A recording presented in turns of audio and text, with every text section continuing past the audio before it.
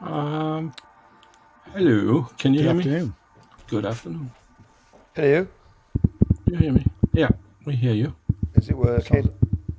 Yeah. Does my audio work? Yes, can hear you. Okay.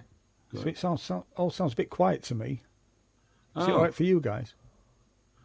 I may be a bit quiet. I'm on the camera's microphone. I can see if I can adjust it here.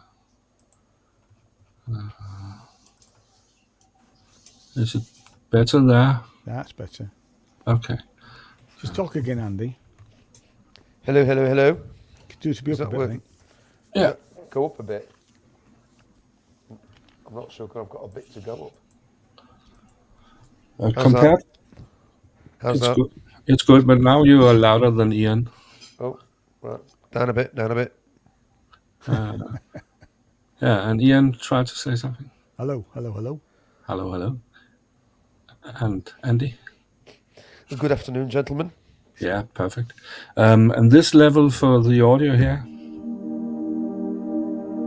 Sounds nice. Sounds all right. Nice. Good. Good. Okay. I just got a slight crackle on your vocal audio there, Henrik.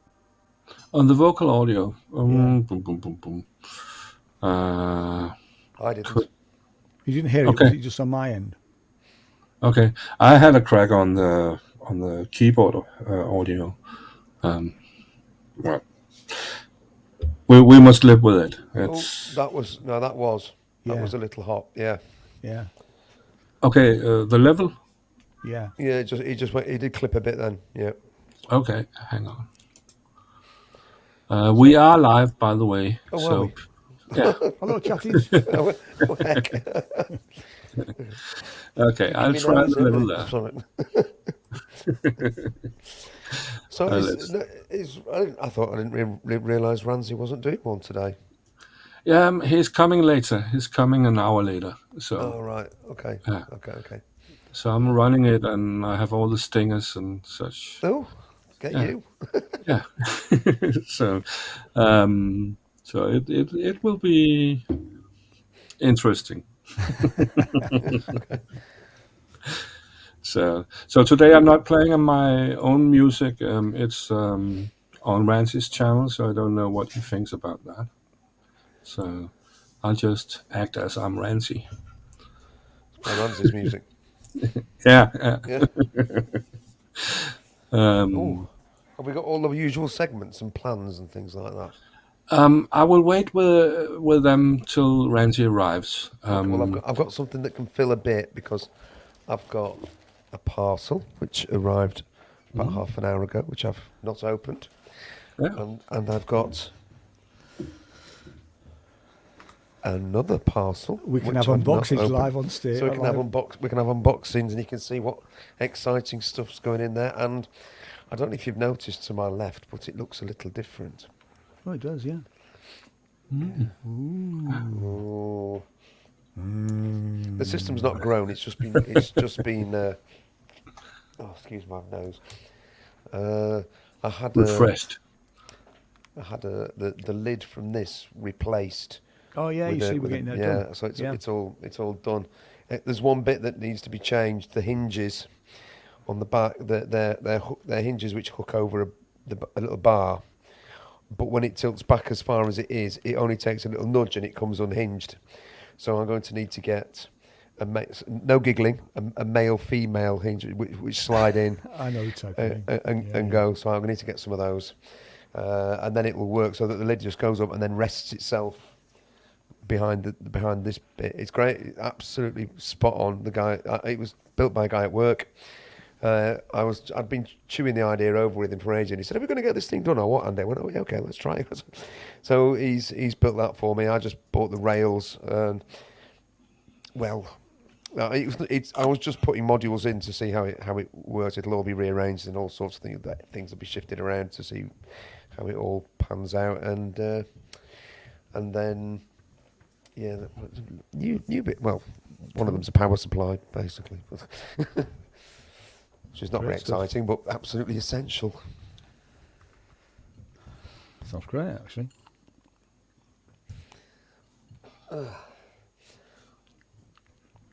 I got a package too a few days ago. Ooh. This one, an Iridium. Oh, you got the Iridium. Ooh. Yeah, Oh, you got a yeah, Pro it's 800 cool. as well. Yeah, it's very good too. Yeah, it's a sort of a no-brainer. That really, for the price. And you have to have it. So. Still got me Pro 1. Yeah. But I know it's totally different. No. Yeah, and I don't think you should put it in a eurorack because No. the inputs is not really for eurorack. There's a CV input, and that's about it. The rest is sync. Yeah, and phones out and audio. You still have to power it from MIDI. I mean, Yeah. it would be convenient for me to do so because I can still, the Beat Step Pro and the key step what's in the box over there. The Key Step 37's got MIDI output. I mean, I use MIDI from the Key Step with the Bitbox Micro anyway, so it's and then I'm also thinking of getting the Oxy Coral module, the polyphonic, 8-voice polyphonic, 8-part multi-timbral wavetable module. I mean, it's about 400 quid, so it's not cheap, but you think for what you're getting, it's like, whoa, that's again almost like a. But I'll have to save up my pennies because I've just gone and spent a shed load, and I've got to save up again for the Hermod now. I promised the wife not to buy anything for at least 5 months after I bought the Iridium. So well, that's a pricey bit of kit, isn't it? It's a big chunk. Yeah, so. Yeah, it is, and it suits me fine not to use money for such a time. So it's okay. It's okay. Is Chris jumping in? As I see, Chris is in the chat. So. He should. I don't know if he has the link. I can send it to him on Facebook. Hang on, Chris. Oh, is it a mic shifter? Yeah. Okay. Hang on, it's not on Facebook. I can email it to him. Yeah, you can do it if you want to. I'll forward that. He just bought some tracks off your album, Andy. Oh, was he? Mm. That's very nice of him. Thank you. Why didn't you buy the whole lot, you? You could have said that. Maybe you bought the best tracks. Well, whatever they are. Oh, Chris, I can't find your email. I have him right here. Oh, have you got him? All right. Yeah. I can't remember because it's not the obvious one. At least I don't think. I have him here. Let's see if this is the link. Yeah, it's that. He got the same text as you got. Oh no, I've got him. I've just sent it. Oh, you sent it, right? Okay. Yeah. I'll leave it. He doesn't need his inbox fluffing with stuff, does he? Oh, no, that's the wrong word, isn't it? Fluffing with stuff. So it's almost time, not yet. But I do have. I don't know if you've seen it. It's on Discord. I did post some memes I made. Ooh, nobody liked them, so it's. Nobody liked them as well. They weren't funny. No, probably not. But I made fun of another channel and my channel, so I think it's okay. Absolutely fine. Depends which channel, I suppose, isn't it? So, well, Chris is not there yet. Let's see. He'll arrive. So there will be quite a lot of guests today, as I understand, on Ranzee. Did you receive a mail from Ranzee about today? No.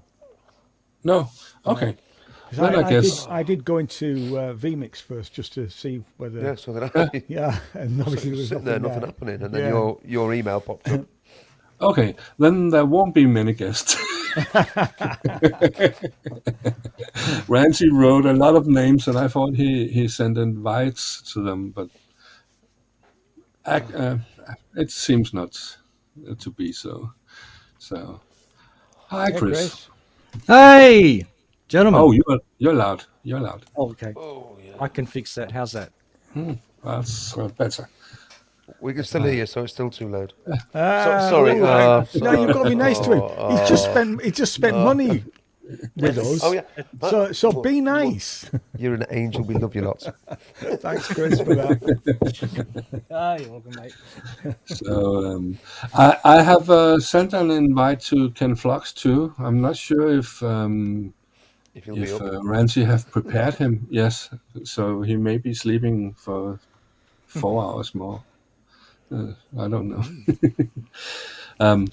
So that was one of the people's that Ranzee mentioned.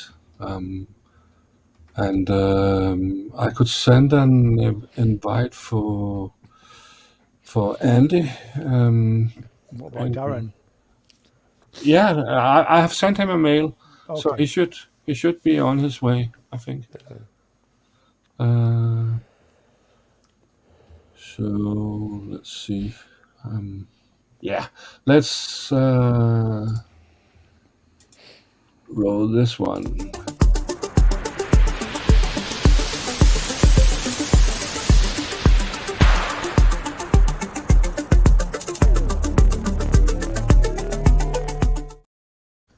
Welcome. I can't do that accent. G'day, thanks. Good day. No, I can't either. That's not a knife. Okay. This is. It's a Stanley knife. Yeah. But welcome to the Ranzee Show. The first hour is just some chit chat, and then Ranzee arrives, and it will get serious.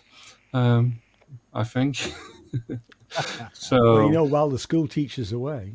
yeah. That's right here. Yeah, sorry. First day of the summer holidays, and it's absolutely whizzing down I know. outside. Same here. here. Same Yeah. here. Yeah. What's all this heat business? It's cold here. It's, Yes. Absolutely killing the cricket. well, I bet you're glad about that. Yeah, but Gee, really? No. you need a draw. We, don't we you? had you. I mean, We had you on the ropes, mate. I mean, just, you know. Well, Talking about the weather, you're a little hot, Chris. So a little down. Down. How's that? Yeah, better. Good. So move to So Yeah, I what mean- have you been doing this week? Let's start with Ian. okay, what have I been doing this week? I've been trying to sell my house this week. Oh, And looking at, I mean, literally spending large amounts of time trying to find a house down south I want to buy. But what else have I been doing? I've gone back to play with my OP1, and I finally got around to putting some Lego wheels on it, which actually does make a difference. yeah, they go to all that trouble designing something slick, and then you have to put Lego on it to make it usable. I mean, it's just, Well, yeah. I mean, actually, I did take it. I took it down to London with me at the last weekend, and did a piece on the train. Then realised I couldn't do anything else on it until I got back to be able to take it off because I didn't take a laptop. But hey ho. So apart from that, not much else really. Just quite a bit of work stuff to do. We've had quite a few orders come out this week, but yeah, Good. all over the place this week. how's the company doing? The record Okay. company. Yeah. No, we're fine. I mean, we're solvent. We have no debt, which is the way I prefer to work it. Don't have overdrafts. I haven't done that. I mean, my first company, which was back in the late 80s, I had it for 10 years, and we were in debt the whole of those 10 years. So much so that at one point we actually remortgaged the house, which was pretty scary. And I always said that I would never do that again. And I haven't. Sinners Music has been run from day one with a small loan to buy originally the shop that we had, but there's been no debt on the business, and that's the way I would tend to keep it. So we don't borrow money, and we don't buy things we can't afford. is that why good we're plan. not getting an advance? God, Yeah. God. There's no advertising budget on Simmons Music Records. You know that, don't you? I think I did say that right at the beginning, didn't I?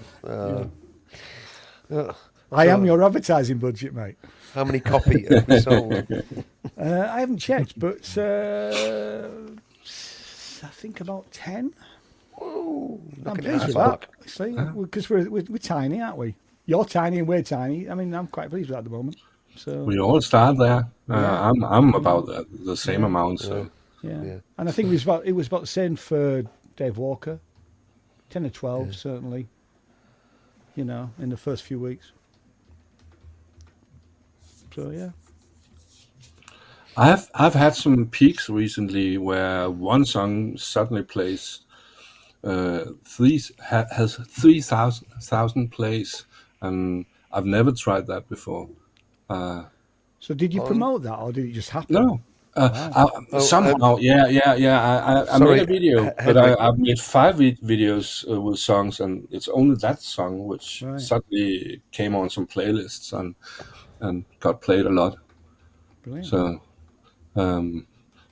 it's the one with the trains. If you've seen that video. I've seen that. Oh, excuse me, itchy eyes.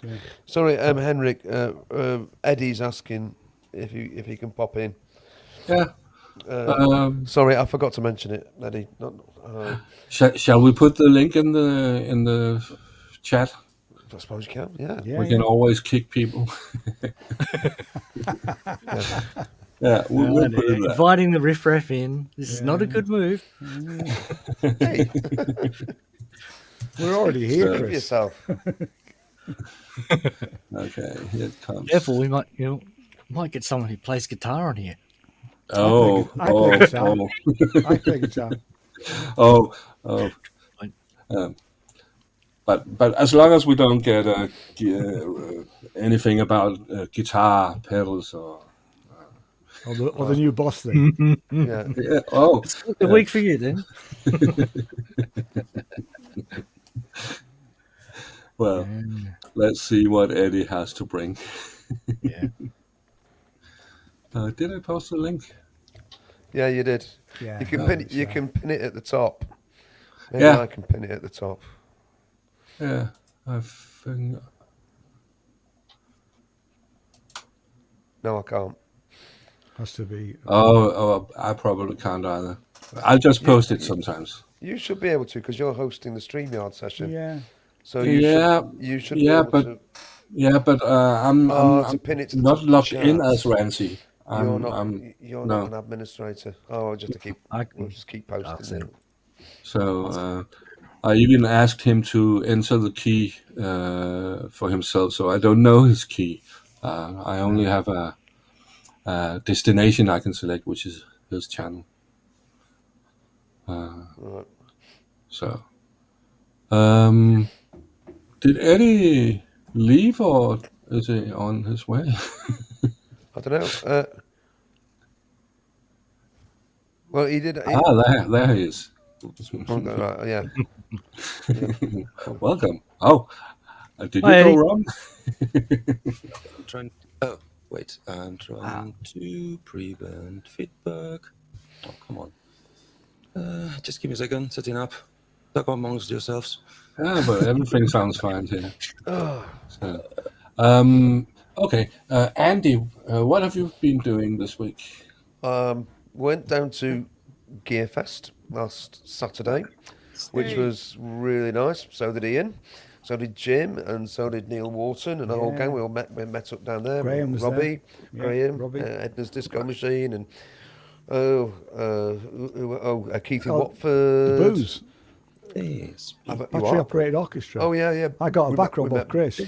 Yeah, we met Boo down there, and it was just it was a really nice event. Some really lovely gear to sort of ogle over and play about with. And then on Thursday, Derby, Emom, at Dubrek, it's Jim's Emom. That was excellent. Really good show. And Movement 81 were playing at it, so I got to meet Movement 81 there as well, which was lovely, really nice. It was sort of idle. No, and I've got both. And I've got and I've got my new case lid, so that it fits with it. So I've got my new case. So I've also got some packages to open. We can have an unboxing bit when we're ready for that. If you can contain your excitement. Sorry. Don't cut your finger while you're doing it, Andy. Better not be another Roland LED light. Yeah. Well, I'm actually thinking of putting some inside the case. Just putting some of those nice coloured LED lights and things, which you can power off a USB socket. Yep. Because when I get my hair mod, that'll have a USB socket which I can power off. So make it look really pretty. Good move. But no, the Hello.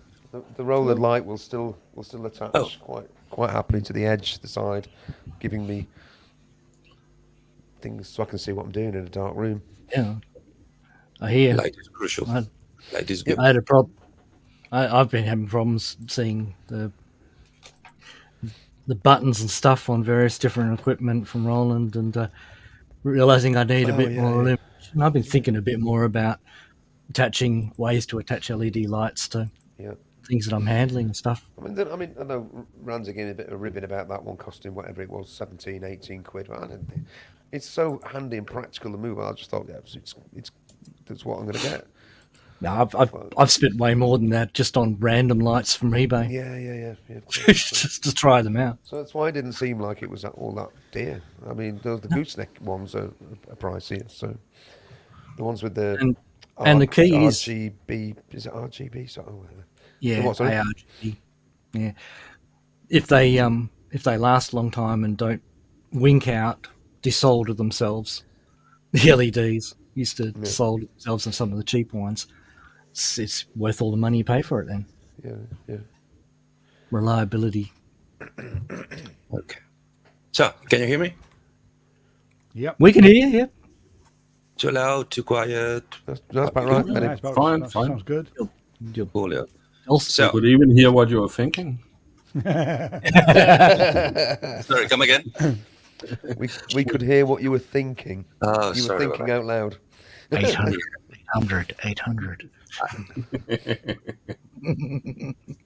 Say that again. Or pedal. Yeah.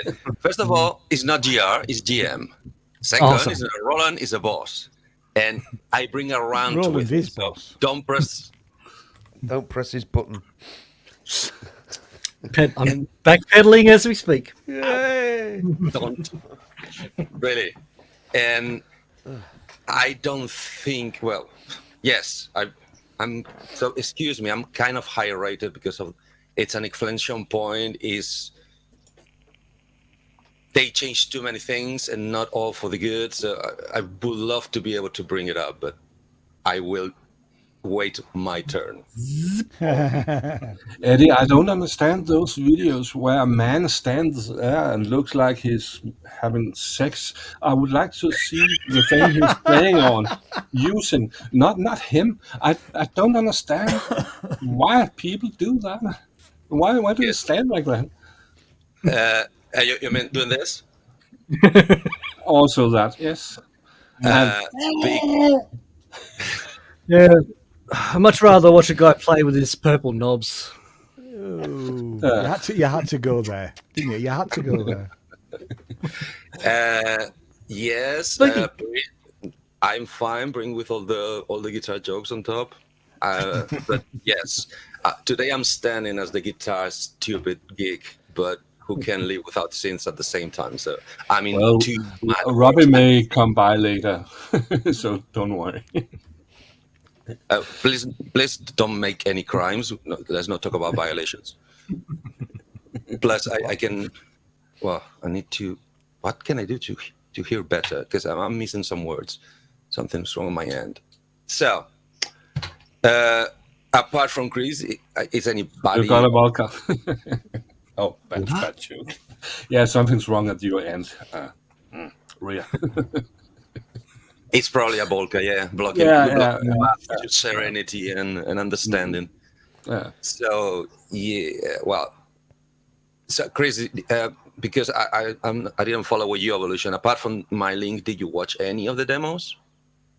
Yeah, I saw a bit on most of it on the Pro Synth Network Okay. on replay. So I did watch Yeah, the but main they video. didn't mention it, and well, because it's just a fact. His reply to me pointing it out was, "I don't care." So I don't. Did they mention it in the show? Yeah. Because I haven't gone through it. No, they gave good 10 minutes to it, at least. Damn it! I missed it. But yeah, You well, you can watch it on watch it on replay. I watch it on definitely- replay. I Still definitely will. enjoy this. I watch everything on replay because Yeah, absolutely. I don't really have much to do at work. So It's mostly Yeah. full of Andrew Brooks donating money to them, but congratulations, Mr. Brooks! You got money to donate. Thank you very much. The whole community rests on your pockets. No, it doesn't. I'll just chuck it. no, I'm just ruining. Yeah, I mean, I honestly wish I could contribute on the money side of things, and I'm really missing the Alan R. Perlman found crowdfunding that Rob is doing. I would love to, but sadly things are tough at the moment. So next time, I promise next time. So yeah, everybody else in the room know what Chris and I are we talking about, or do you even care? Please say no, and then I shut up and just leave and crawl in a corner in a fetal position. You're talking about the Boss, aren't you? The Boss GM 800, yeah, it's Yeah, £1,000. game changer. Well, yeah, but no, but it's not a grand. It's in the 800 mark. Yeah, but Probably then you need the pickup. So And I just found out why do you need the special serial cable? Because it's Boss and Roland. Yeah, it's even They worse want than your that. money. They want your money. Yeah, obviously, but it's even worse than that. It's not even. Sorry. I would be interested in doing it with something else, not a guitar or a bass, but some other stringed instrument, if possible. Yeah, but that's not going to happen. That would be. But I wouldn't be spending £800 to Like a try it banjo. out. Like a Banjo. banjo. Actually, but- I was thinking of my lyre harp down here. Your what? I've got a lyre harp down here. Mm-hmm. Stick it under there and then play with it. That'd be quite cool. But about that pedal, why not just get a guitar? Yeah.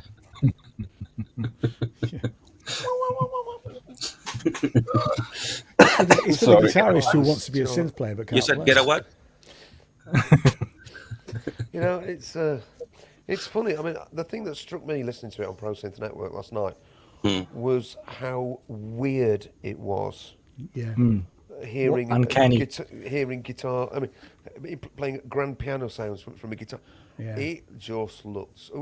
No one bats an eyelid if you've got a guitar and you're playing guitar-y type stuff, or even if you're playing sort of acoustic guitar sounds from a keyboard. People are sort of used to it. It doesn't baffle. But that made me go, whoa, that's weird, just strange looking. And I'm not sure that audiences. No, I've got nothing against the idea of it being used for that or playing. No. It was just that immediate disconnect of a piano coming from a guitar. You know, a guitar coming from a keyboard is something we're all used to. So it was But just that. I thought, oh, Okay. right, cute. And people have talked about the mixing of the bit of your guitar signal in with it, and it sort of smooths that over somehow. I know the little tiny bits of delay from the pickups and stuff, but it was just an interesting Buttons, point to see. beepers, too many. What? Okay, where should I start with from? So, my shock reading from your comment, which is totally understandable, and it's a very, very, very valid point of view. I get it. Is that this technology has been going on since. So Roland has been added since the 70s. Yeah. The GK generation has been there since the 80s, late 80s, right? I could explain, but just stop me because otherwise I'm going to hog the whole show. You've been able to do that, playing key instruments from a guitar neck since the 90s. Well, no, actually since the 80s. I remember playing. I supported a band in the 80s with guitarist with a guitar synthesizer, but the latency was a massive problem. He managed to solve it by learning to play with the latency. But the fact that you can doesn't mean that you should or that it's actually useful. That's the race we've been suffering since the 19th, till last night or last week, even this unit. Let me point out, if you've seen the Undertones or the Boss demos, there's a guy called Hutchins. I can't remember his first name. I'm sorry very well. He's basically the synth guitar face for Roland for the Globe, and he's behind all the latest, including my Loft, not 55, and and obviously all the new Boss generation. Is Boss because Roland is just basically throwing the hot potato away. They've been banking in so many losses for so long that they say, okay, the last hooray, the last attempt is, if we put it actually in the Boss guitar world, will the guitar players finally please start buying this tech? The guitar players will require then get your shit together, because you haven't finished the tech yet. And this one comes with tests already. It's not even in the shops, not even available, and already comes with flaws that is being bashed by the community. It solves some. It's on the most exquisite Roland/Boss tradition. They give you some, but they take some away, as usual. So, sorry. So, yeah, it's weird, this total disconnect between the synth guitar as itself, as an item, and the synth community, which has been evolving, living, and enjoying their keyboard trigger devices, keyboard/pad trigger devices, for the same amount as we guitar players have been suffering, struggling with the string-triggered synthesizers at the same time. But it's like two different worlds that will never meet each other and collide. One ignores the other because it's too complex. A synth for a guitar player is I don't know, it's like a Sudoku for a 1-year-old. It's like, say what? You connect what with what? And the sound comes with what? From what? Yeah, but there's quite a lot of people who've come to modular from guitar because of simply the concept of patching guitar pedals together. That's not an alien concept. Yeah. And actually, the use of multiple and different types of guitar pedals really turns a guitar into a synthesizer pretty much. You know, envelope followers and filters. I mean, a wah pedal is basically just a filter, isn't it? I mean, let's be honest. And quite a few instrument players start off as guitarists because it's strung like a 6-string bass. It's transferable technique. So, yeah. Is it right? Yeah. So you can set it any way you like, but fundamentally it comes like a 6-string bass. Yeah. Yeah. So as I said, I have. It's a novelty for me, and I know that many people might have gone through this experience, but it's a novelty for me, because I need an all-nighter. I spent all night talking about gear with Synth, and. In the morning, I started, is when I sent the links to Chris, I started finding the facts behind the new and going non-stop, not again, come on, not this, what the hell, what's going on? Right. And I'm going to unpack me thing. Yeah. Once again, Yeah. In a positive. And Andy, On that segue. Sorry. Andy, I just we will itched get to unwrap it, you see. Well, let's Give it just Christmas. unpack this for a moment. Let's just unpack this for a moment. Yeah. Andy, we will get to your unpacking. No, I have left to and show right. something first, and that's this one, if it comes. No. Yeah. Oh, it's good to be there. Woo! What a wanker. Yeah, I this do. one. By the way, And I Well made done. another one. I have to find FM it. forever. Sorry, Robbie. This one touches home very badly. Well, it's this one. Make it bigger. Can't read it. Okay. Sorry.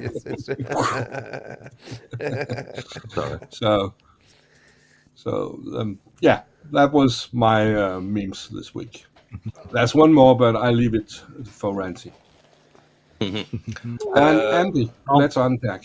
Go on, Andy. Go on. Just one thing. JPA get to.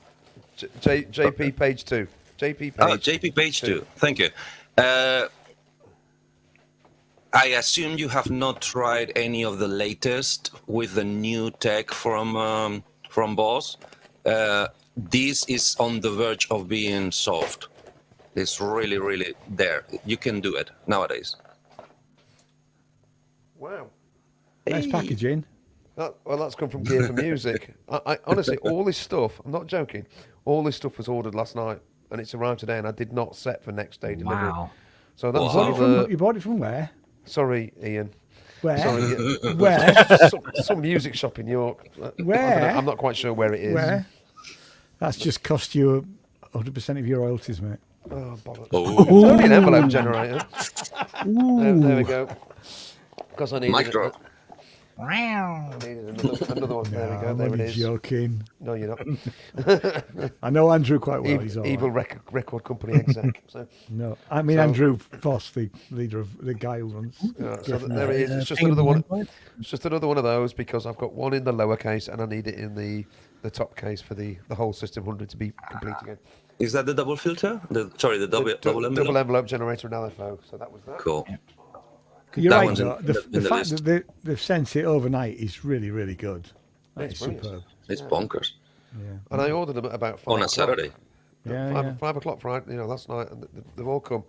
This is from Elevator Sounds, and I ordered this at 5 o'clock last night, so that's also equally brilliant. They're in Bristol. What? Is it them in Yeah. Bristol? Yeah. Yeah. They're in Bristol. Yeah. I also ordered, because Elevator Sounds didn't have it,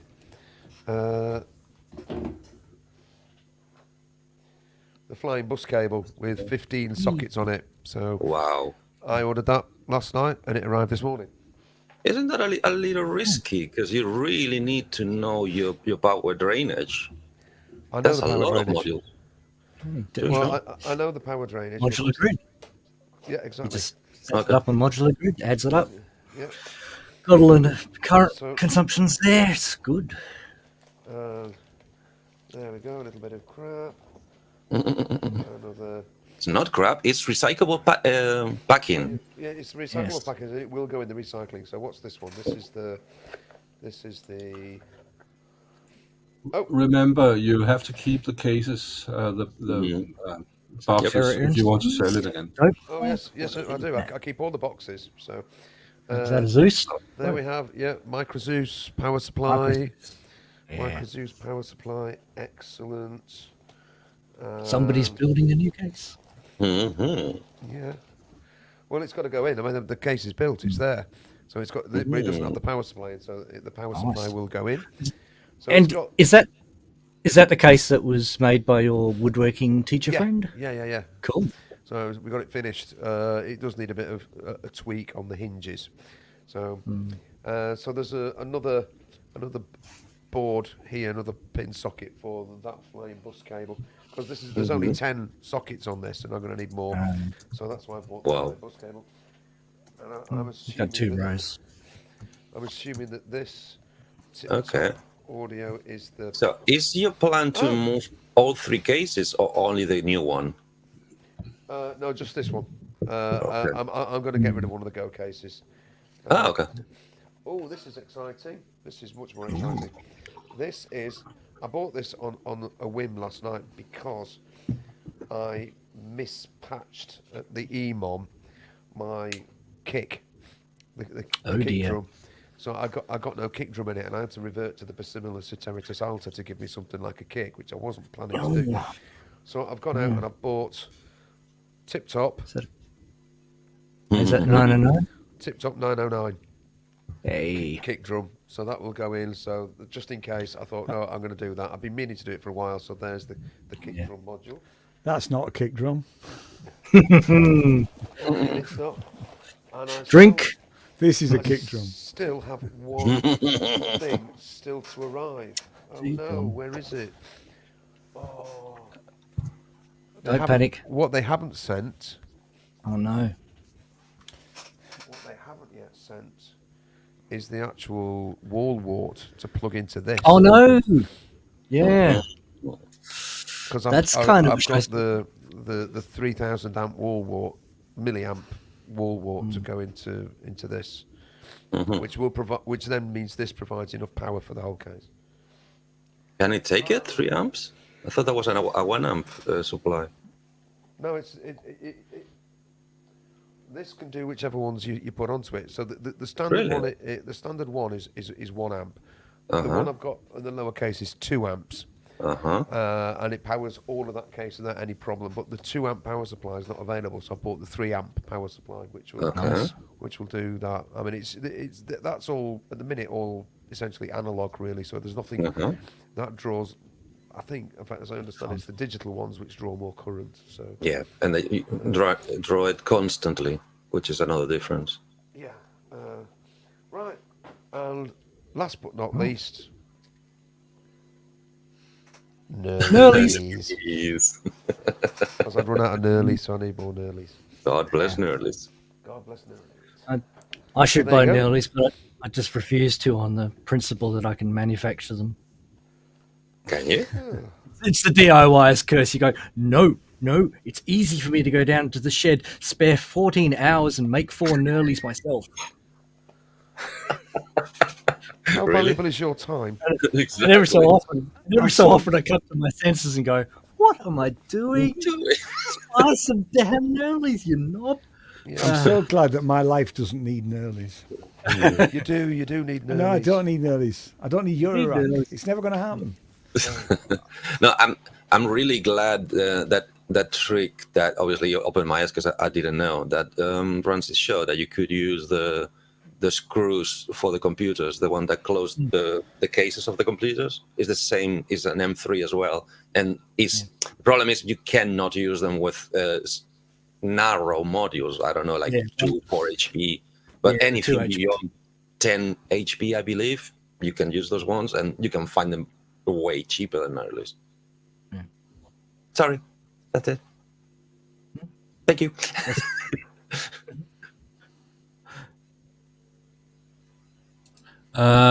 Chris, you have been doing something this week, playing with not a guitar, but You mean this? Oh. yeah. Okay. I love this. This is the best Roland product I've ever bought. It's the best 290 or 175 pounds in your language I've spent. I'm really impressed with it. It's great. Every time I plug it in, I just can't believe that such a large sound is coming out of something so tiny. It's like they've out Volkered Volkers in a way. It's kind of like a pop revolution. But no, I really like it. It's the effects go really well with the sound engine. The fact that they've got some tweakable things in there, like you could change the oscillator to be a sort of a weird waveform oscillator, which you wouldn't have in a normal SH series synth. So that's something for the tweakers. So you get bored of one thing and you go, oh, I want a different tone. You can muck about with that. It syncs up really well. I tell you what, it's when you put these two together. Have you tried syncing it to It's other a things? lot of fun. Other things that are not Roland? Because I've had an issue with mine syncing it to other things. I haven't. I have, or have I? I think I synced it to Ableton. Well, I'm By sure it default. works fine. No, but just hardware-wise, I've had. I mean, I was going to use it in EMOM, and I couldn't. In the end of the day, I couldn't work out a way of actually syncing it Getting it to properly, go. getting it to, Yeah, getting it to sync. I've been doing all my sync via MIDI. That may be the difference. Yeah, I wasn't using MIDI. I was using the. Yeah, I haven't done a lot of playing with the actual sync out. I've got a it lot was of the sync out that I was using. Yeah, I've got a lot of interesting syncing things here and stuff that I build myself and stuff that I'm mucking about with. I could probably put it through its paces and see if there's anything interesting. Have a look on the scope and see if I can see anything there. I think it's the second best Roland thing. I've ever bought. What was the best? TR8S. Yeah, no. I absolutely love that thing. That is just That's brilliant. that's a love. You know. Yeah. The 6S is I have boxed it away for 6S is until I close. moved, but It's close, but it's just like, you know, they've taken out a lot of the expandability, and they're taken out of a lot of the kind of workflow convenience. Yeah. So it's a bit of a pain to use. You've got a small, it's like being in a room and the room is smaller. It's like, you know, the TR6 you're in a toilet, whereas the TR8S you're like in a big room, lounge room. exactly. And you can just go to different parts and get everything's within sight. With TR6S, you kind of got to go, oh, I've got to open the door and go to a different toilet room. Go out to, yeah. And I tell you what, have you ever used the TR editor software? Because I am having so many problems. Yeah, a little bit. I tend not to. I tend to just edit it on the machine. I mean, but I have been using it more and more with samples. So I put in the Lindrum samples on the looks set of them. And it's great at doing stuff like that. So I used it a little bit. It didn't make my workflow any faster using it on a computer. So it does some weird stuff like changes paradigms that are already established to something different. I didn't. It does things like it's got some things. You know, the way you copy a variation from one place to another place, and on the user interface, the TR editor, they've done it a completely different way. Why? Exactly. Yeah, it's the two. I think the specifications, the SysX specifications, they handed to a software developer, and the software developer says, "No, I don't need the machine. I've got the SysX specs." Yeah. And they they had pictures. They definitely had pictures because they've gone to great care to get the visual exactly where all the controls are on the original. But in terms of actually way you use the machine, it's a bit weird. But the main problem I have is just because I'm using Windows 11. I had the same problem on Windows 10. It's just not compatible. It's got issues. It does. The main thing is that it shifts all of the mouse clicks down 16 pixels. So you've got. So this is nuts. This is bonkers. I'm surprised that I'm sticking with it, but there are some things that it's just so much easier to do. But you have to click like, that's right, it's not working. I've got to click 16 pixels below the knob, and then you can grab the knob and move it up and down. I remember seeing that, something very similar to that. I haven't used Windows for years. I mean, I'm on a Mac, I assume it works perfectly on the Mac. Yeah, it which does. is one of the reasons why they haven't fixed it. Is because it's just not enough Windows users, and they haven't updated it for years. So they've obviously done the old Roland trick, which is when you get to the end of a project, you don't do updates to it because that would be looking backwards, and we don't do that. Ouch. I'm just going to jump out for a minute because I'm going to give Elevator Sounds a ring about the power supply. Yeah, so I'll be back in a minute. Okay. Sure. Yeah. So anyway, I've been doing what you were doing as well, loading drum samples of old vintage drum machines into my TR6s. It's cool, isn't it? I love it. I've been wanting to do that for ages, and of course that one takes up to 96 kilohertz. Sorry, 96 kilohertz, 32-bit, but I haven't got any samples that are that high.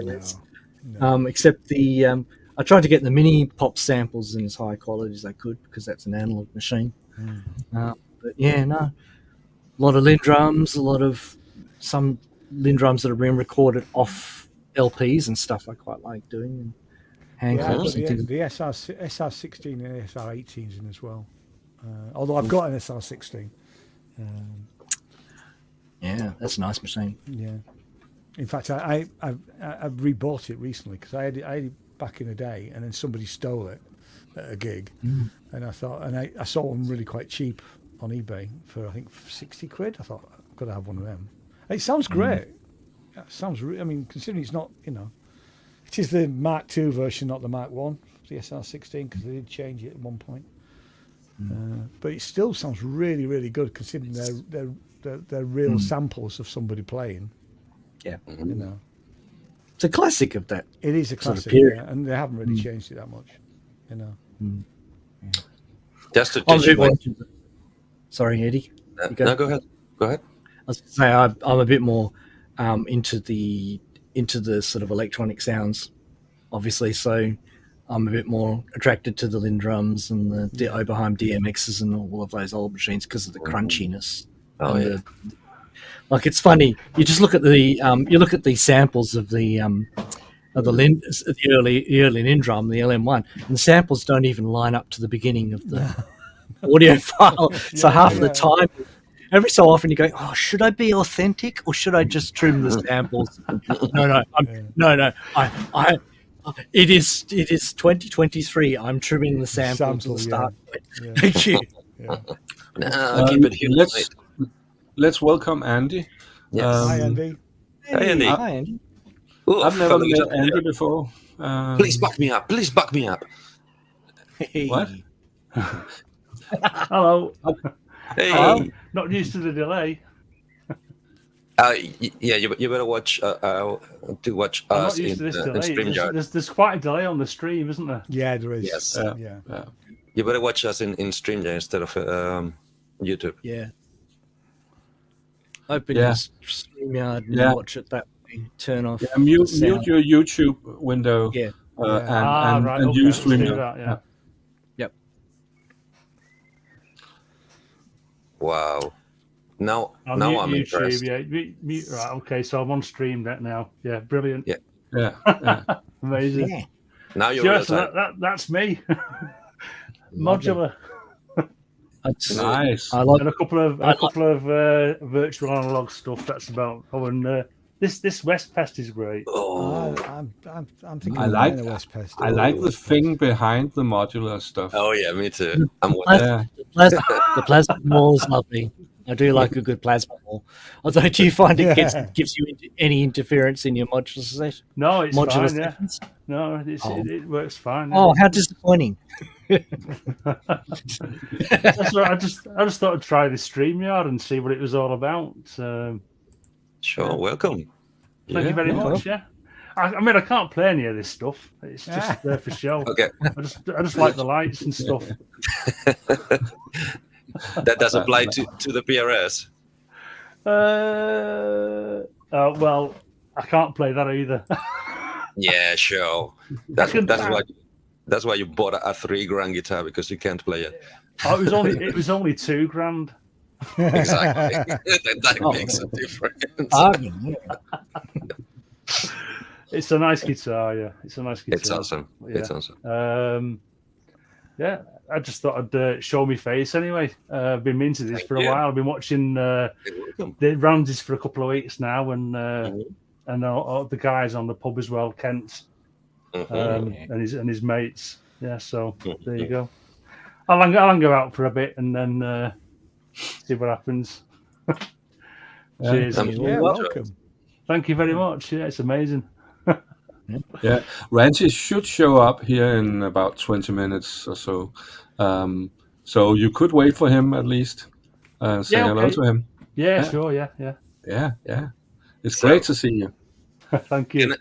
Can I steal the polemic? So, Andy, what's your angle, or what's your position on guitar synthesizers? Oh God. I hate them. Sorry. Fair enough. Moving on. No, I mean, I have been following the Roland stuff. I'm just putting the YouTube chat on the other page, so do the chats. Yeah. Okay. So I was going to say, let's put my stream. It's funny this, because I've just come off a live stream. I do my own live stream on a Saturday morning. Okay. So that's my GoPro. It's a really jerry-rigged system. That's my GoPro up there. I've also got a Nikon just up there, and then I've got a webcam that I just use for insets. But yeah, so guitar synths. Yeah, I mean, you're finished. You hate them. Moving on. No, it's not that. I've just found them so disappointing over the years. Yes, I got fed up of going into the guitar shop, whichever, Dawson's or somewhere in Manchester, and trying something. And I think to be fair, I think most of it is probably down to me and my playing. I'm probably just not very good at playing. No. So, No, it's not. it's No, it wasn't. Yeah, and to be honest, I would rather when I play my guitar, I would rather it just be a guitar. Okay, sure. I don't know. I just if I want to play a synthesizer, I'll just reach for one of these things and play a synthesizer. You want to synth, play a synth. I get it. But I can what I do really get is if a guitar has been your main instrument, your main sort of your main tool, to be able to use that and then play and then get synth sounds out of it, then that's great. That's got to be great. Where I'm lucky is that I'm pretty crap at everything, so it doesn't really bother me that I can't Still really much get the of an best improvement. I get it. Yeah. So that's right. Yeah. So that's me. No, but that's totally fine. I totally understand. What is really mesmerizing me is really shocking me is that I put myself on a limbo because I'm a guitar player that wants to play synths from a guitar technique point of view, because that's where I can shine, because my keyboard technique is magnitudes worse. But I suddenly find myself that there is no room for that type of player. I've been trying to get a band that would accept me to play my synth in the band. I haven't been kicked out of the band, but they've rejected the idea in the first attempt. For the last 3 bands, the minute they see the synthesizer and they hear what I can do on the guitar with the synth, they freak out, and the first reaction is, "No, put it away. Just bring the guitar." Yeah, okay. Well, the next step is I'm trying to find synth head or tech people or electronic musicians that wants me to bring the guitar synthesizer to the band. Yeah, no. That's right. You're doing it the wrong way Don't come. around. Stay away. It's like they pop Don't me take with the synths to stickers. guitarists. Bring your guitar to the synths. No, the synth people also back me off that we don't want that. I'd rather just program it or sequence it. So I'm telling you, yes, I can be a human 303. I can do things that a 303 cannot do and change on the fly. When a 303 is not programmed, you're done. I could open the palette of things I could do for old styles or even future styles or even actual styles. In my head, it's a whole universe. And every time I try to find somebody to expand, to go extra humans to expand that concept or just put it in practice, all I get is closed doors and brick walls. It's like, what's going on? Check out Steve Rutherford. Right, Steve he already had a band before having the synth. What, Steve Rutherford? Yeah, wasn't he in? No. Jazz? No. Steve Rutherford from Hardware Jams. He's not. He's a brilliant guitarist. That's my point. The only path everybody is basically forcing me to is just do it on your own. Be a one-man band, and that's exactly what I don't want. No, I want to expand this in a band. I want a drummer. I want a singer. I want a keyboard player. He's a guitarist who's into synths, like you. Yeah, we're few. I know. There's only 2 so far. There are others. Yeah, but I can find. That's the problem. I don't manage to. So far, I haven't managed to make a connection with somebody with an open mind who said, "Yeah, sure, you're smashing a guitar, but what is coming on is way bigger." With all the synth power I have around me and at my disposition, I could do so much in so varied ways, in so many styles, that the fact that every single style I approach just slams the door on my face, like, "No, you're a guitar player." "No, but I'm playing synth." "No, but you're a guitar player." So it's like back in the day where drummers were kicked out because they tried to play a digital drum. Siemens, for instance, or the later, better ones that could actually sound like real drums. Right.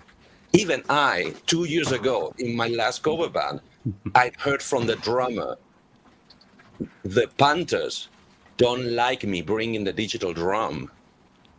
Why? Because they think that we're playing karaoke then. 22, mate. What? Sorry. Hey, well. Can I say hi to Andy Synchrotron? Hello, Andy Synchrotron. Don't think we've met Hey, before. I'll give you a Yeah. wave. Hi, Andy. Seen you in the chat. And hi, Keith. Yeah. Good afternoon, Hi, evening, Keith. everyone. Hi, Yes, Keith. hello. You're right. And can I I'm also here. say what a brilliant shop Elevator Sounds is? Right, brilliant. You can. They've just said, oh, well, actually, it does say on the website that these are placed for back order. We probably won't get them for another 2 to 3 weeks. And I'm going, oh, right. Okay, he said, hang on, let me just have a quick look. He said, they are available online from elsewhere. And he gave me a couple of places where I can get it. He said, I'll refund you that. I'll refund you the money for that supply, and you get Nice. yourself one from somewhere else. Without any qualms, he said, no, get it from here, get it from there. You know, they're great guys. Get it. So, what a great shop. So it should Nice. be. Yeah. So it What should a be. great isn't it? shop. It sounds like that shop is being run by musicians. It is. Yeah, Elevator Sounds in Bristol. It's great. There they are. I'm going to sing their praises for them. So if you're looking at any modular gear, but not just modular gear, they sell other stuff as well. Check them out. They're not always the cheapest because it's a small independent shop, but first module I bought, and it came with this lovely little handwritten note. You know, it was similar to Terratizals, and it just said, great little module, chuck loads of modulation at it, you'll love it. Just handwritten. And I thought, oh, that was so... Yeah, I got the same, that's my Andy. Yeah, shop. I got when I bought some expert sleeper stuff of them Yeah. early this year, and he wrote great choice. I thought that was really nice.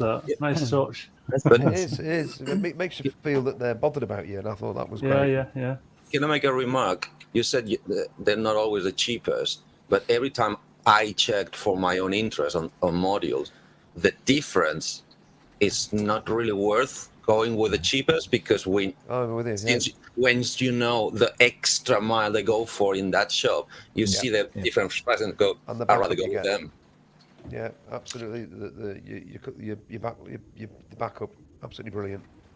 Yeah, it's not the same. It's a slightly higher price, but it's very minute. Their prices are really competitive. Yeah. A Music Maestro just said in the chat that it's not just modular stuff. It's not. They do other stuff as well. Anything electronic related. Yeah. They're But guitar and synthesizers. I said it. Right, Do you do a live stream, Eddie? Do you do a live stream? No, but I would love to if I had the time and the knowledge. I would love to. Yeah. Yeah. Well, I need to sort out where you're. Where's your YouTube link? Can someone put Eddie's link in the? Yeah, that's gonna be a hard one. JX, do you have it? What? I didn't hear. The Eddie's link link. for my channel. Your what? Is it? So is it F Rose or is that? It should be Froze Music. I believe that's my handle in YouTube. Okay. I'll look it up. If you don't get it, I'll put it in the chat as soon as you ask it. Yeah, and I'll sub, and then if you do any live stuff, I'll drop in and have a listen. Don't hold your breath. Yeah. Because time for me sadly is a premium. Oh. Plus, I don't expect, apart from you, I don't expect anybody else watching. Well, you just never know, do you? You don't know until you try it. And that's why in my head, a little man keeps screaming up the top of his head, "Do it, you moron! Just do it! Do everything. Yeah. Just do it. Think about it, and then just do it. Not easy to find on YouTube, Eddie. That's why." Yes, I had the same problem. It brings up Frozen, the musical. Shall we? Let it be. Let me share the love.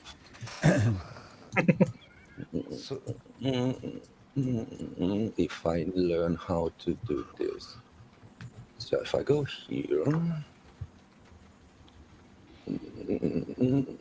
Oh my lord of God! No. Why can I find the link? If you stick it in the StreamYard chat, I can post it in the first I need to find my own link.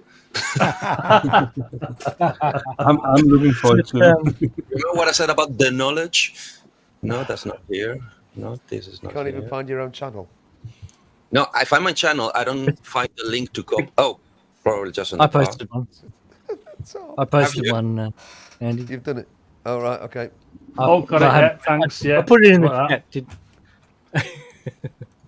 I put it in the chat. Right. But well, Thanks for that, Chris. then StreamYard. I'll stick it in the tube chat. Because since I do everything upside down, like It's pretty not much on- exactly what he said. Thank you very much. Appreciate it. If anybody wants to have a churchier time for very no content at all or shitty content, just go and enjoy yourselves. Well, I've subbed anyway, so Thank good you. stuff. Ah. Yeah. One more. No, That makes three. no pressure, Eddie. No pressure. No pressure. Never pressure. I mean, I think you saw me the previous. Oh no! Wait, that was on Thursday, wasn't it? No, that was on Saturday. Yeah, I have no problem making a fool of myself. You're a witness of that, Keith. You were Yeah. there. I saw you. I was there. Well, I've been making a fool of myself every Saturday morning since January. Well, It's just, it's How did it? addictive. Doing this is addictive. It really is. It's weird. It is. I'd love to be able to. I was thinking I'd do an EMOM, but it's just for me. It's just impossible to do at the moment. I can't do EMOM stuff. But I'd love Okay, to be what able is to have your done it. excuse? I get mine. Whereabouts are you, Andy? Yes. Warrington. Ah, So it's just. I mean, I could go into Liverpool, I suppose. Mhm. I Liverpool, I struggle for Manchester. transport and stuff. Really, Right. don't have a car at the moment. So. Okay. And I know they have regular ones up at Blackpool, don't they? It's just too far, and I'm not very great on my knees at the moment.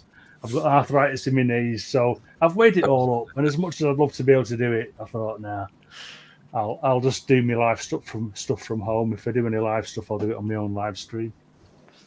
and when do you do your live stream, Andy?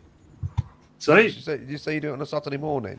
yeah, it's just I do like track from scratch, or I build, and I only do drone music, so it's not something that I would suggest that anyone tunes in to watch. So I do mainly drone and sequencer stuff, really.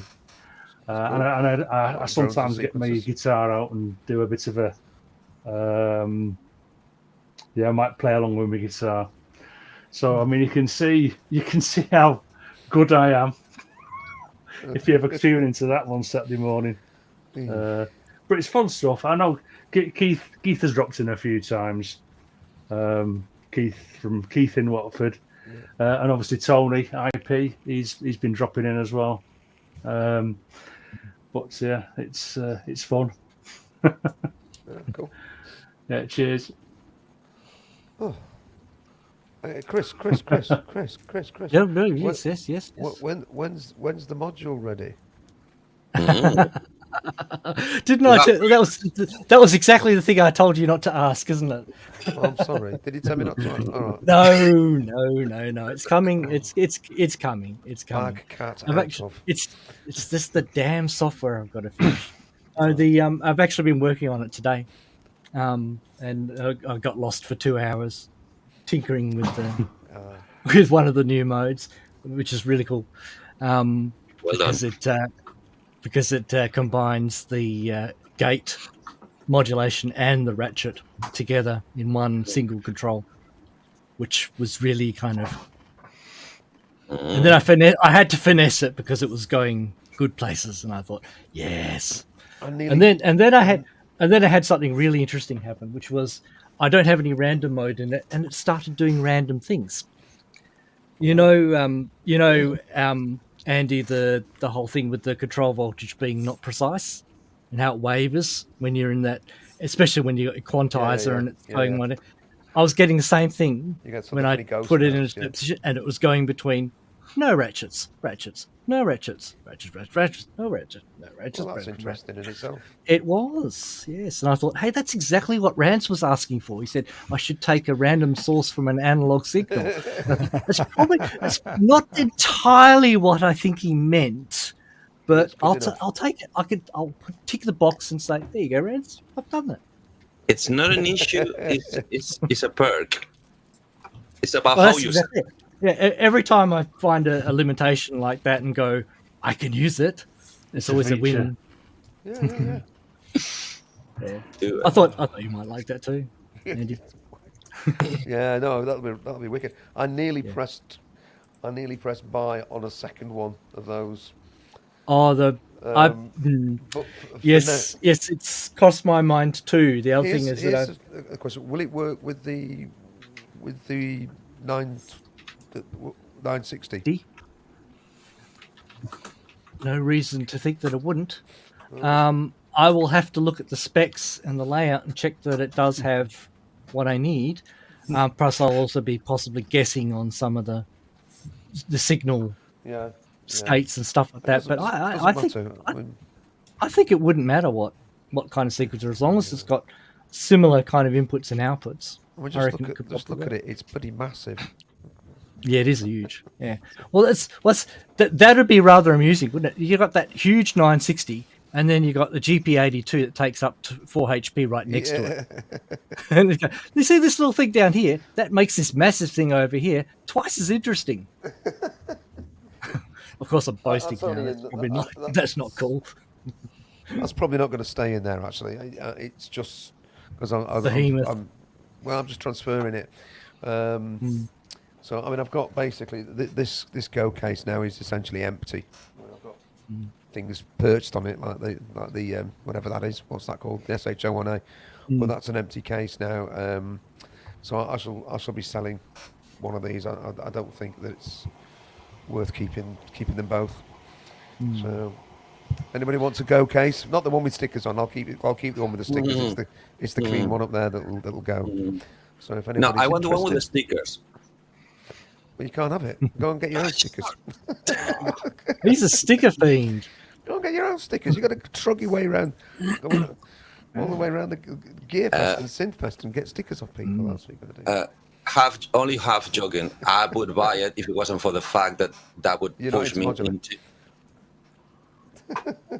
Sorry. That's the joke I was going to make. I'd be interested in buying it if it was modular. You're not yet modularized. Not me.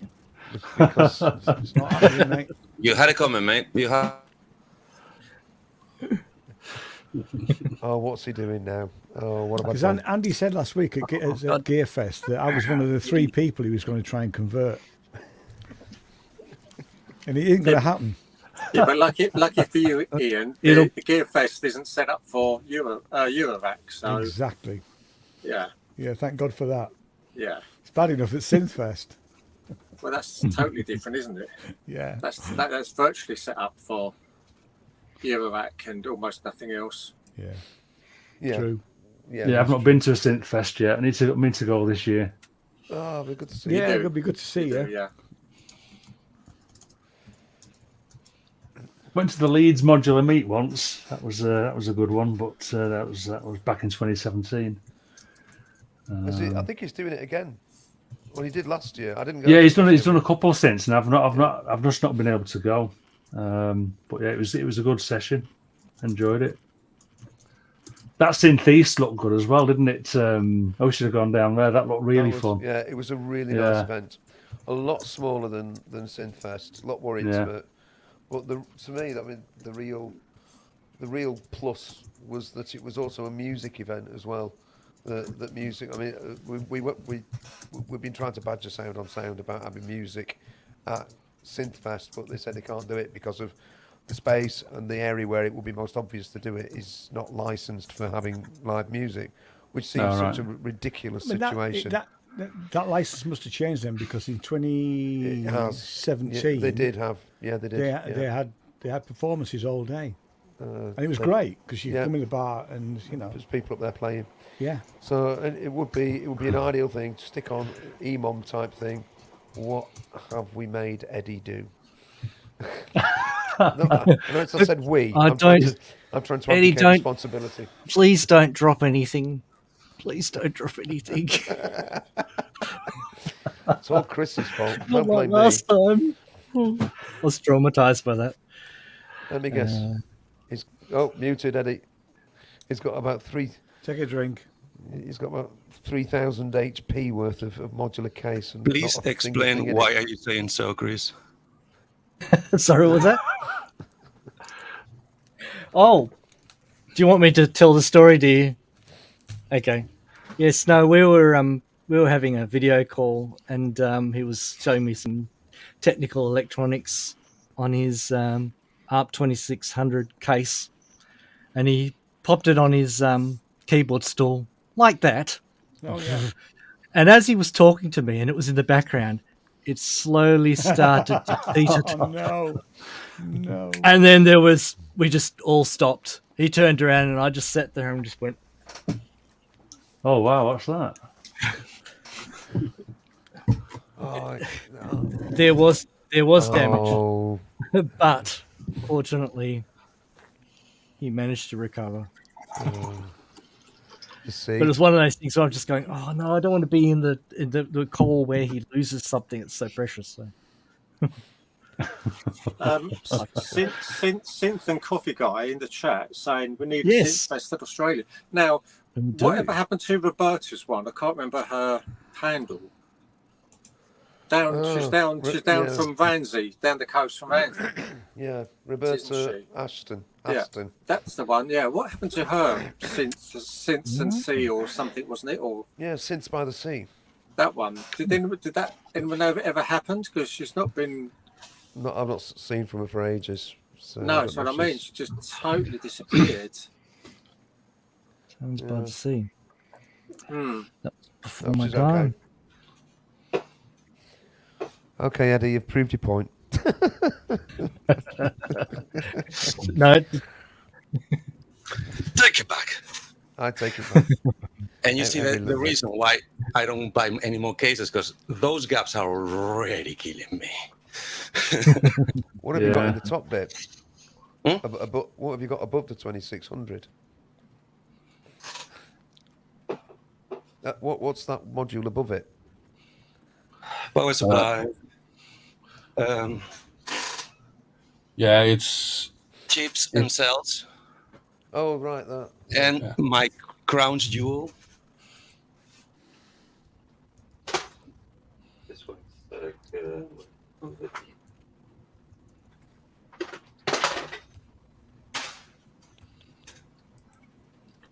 Wii controller. Oh no, you're frozen. What is it?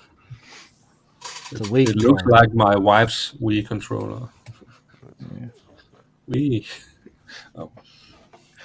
Is that what you use to call for the nurse when you're in a hospital room? almost. So, It's like, nurse, nurse, I it's need a another very, R2600. no. Okay, No, it's a very no, cool don't. module from a brand called Deptronics from America, I believe. It's basically, it takes all the control power of a Wii nunchuck and it makes it into modulation sources. So both access on the joystick, both gyroscopic access on the control, plus both buttons, all spread out into 1, 2, 3, 4, 5, 6 modulation sources. Ooh, Now that's cool. So, very clever. and because of that, so think about controlling 4 parameters or 4 things on your system just by doing so. Crazy. I love it. And yeah, the case is all, the guts of the case is everything made in house. Because basically I moved all the controls on the back of the 2600s to the side.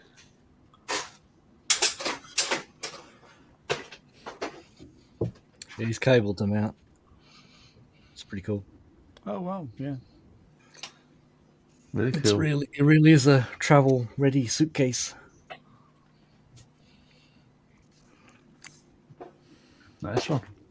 Never So- plugging a wall wart again. If I ever move my lazy ass and go anywhere, I could just plug the whole case and still have it closed and lock if I wish before the gig, so nobody messes around. Just come the gig, open the lid, everything's connected, power, and ready to go. Cool. Yeah, very cool. All my years of building guitar pedal boards, because it's really funny. It's a lot of fun when you're in the middle of a lead guitar, in the middle of a song, and somebody goes to the edge of the stage and starts messing around with the buttons of your pedal board. Tons of fun. Good. So from then on, I just block everything and try to make it crowd or audience proof. So it's because you're a guitarist. That's why they treat you that way. You see, if you had that, the wizard mystique of a modular synthesizer, or keyboard player, they just wouldn't dare press your buttons while They'd you're run pressing. away. They just run away. I'll put that to the test. Because I always can bring just a keyboard. I'm going to get Harry. You do say I'm going to get Harry Potter on your ass if you touch that. Harry Potter. I'm a modular synth wizard. Iratus basilicus.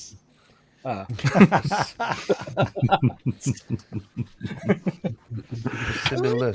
Oh, there's a whole. I think I've just started a whole meme genre there. Excellent. The audience can do it. Henrik, tell us about the Pro 800 then. How are you getting on with that? Oh, I love it. I really love it. Now I have to play it. Can you hear? Yep. Yeah, just about. Yes. Yeah, I can turn it up. Yeah. That's enough.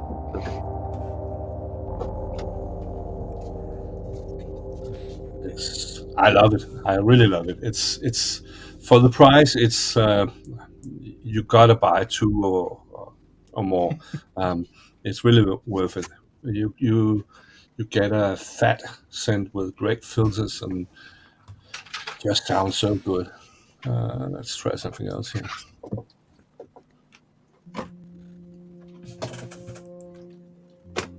Just gonna put it away. But did you see this other case? What?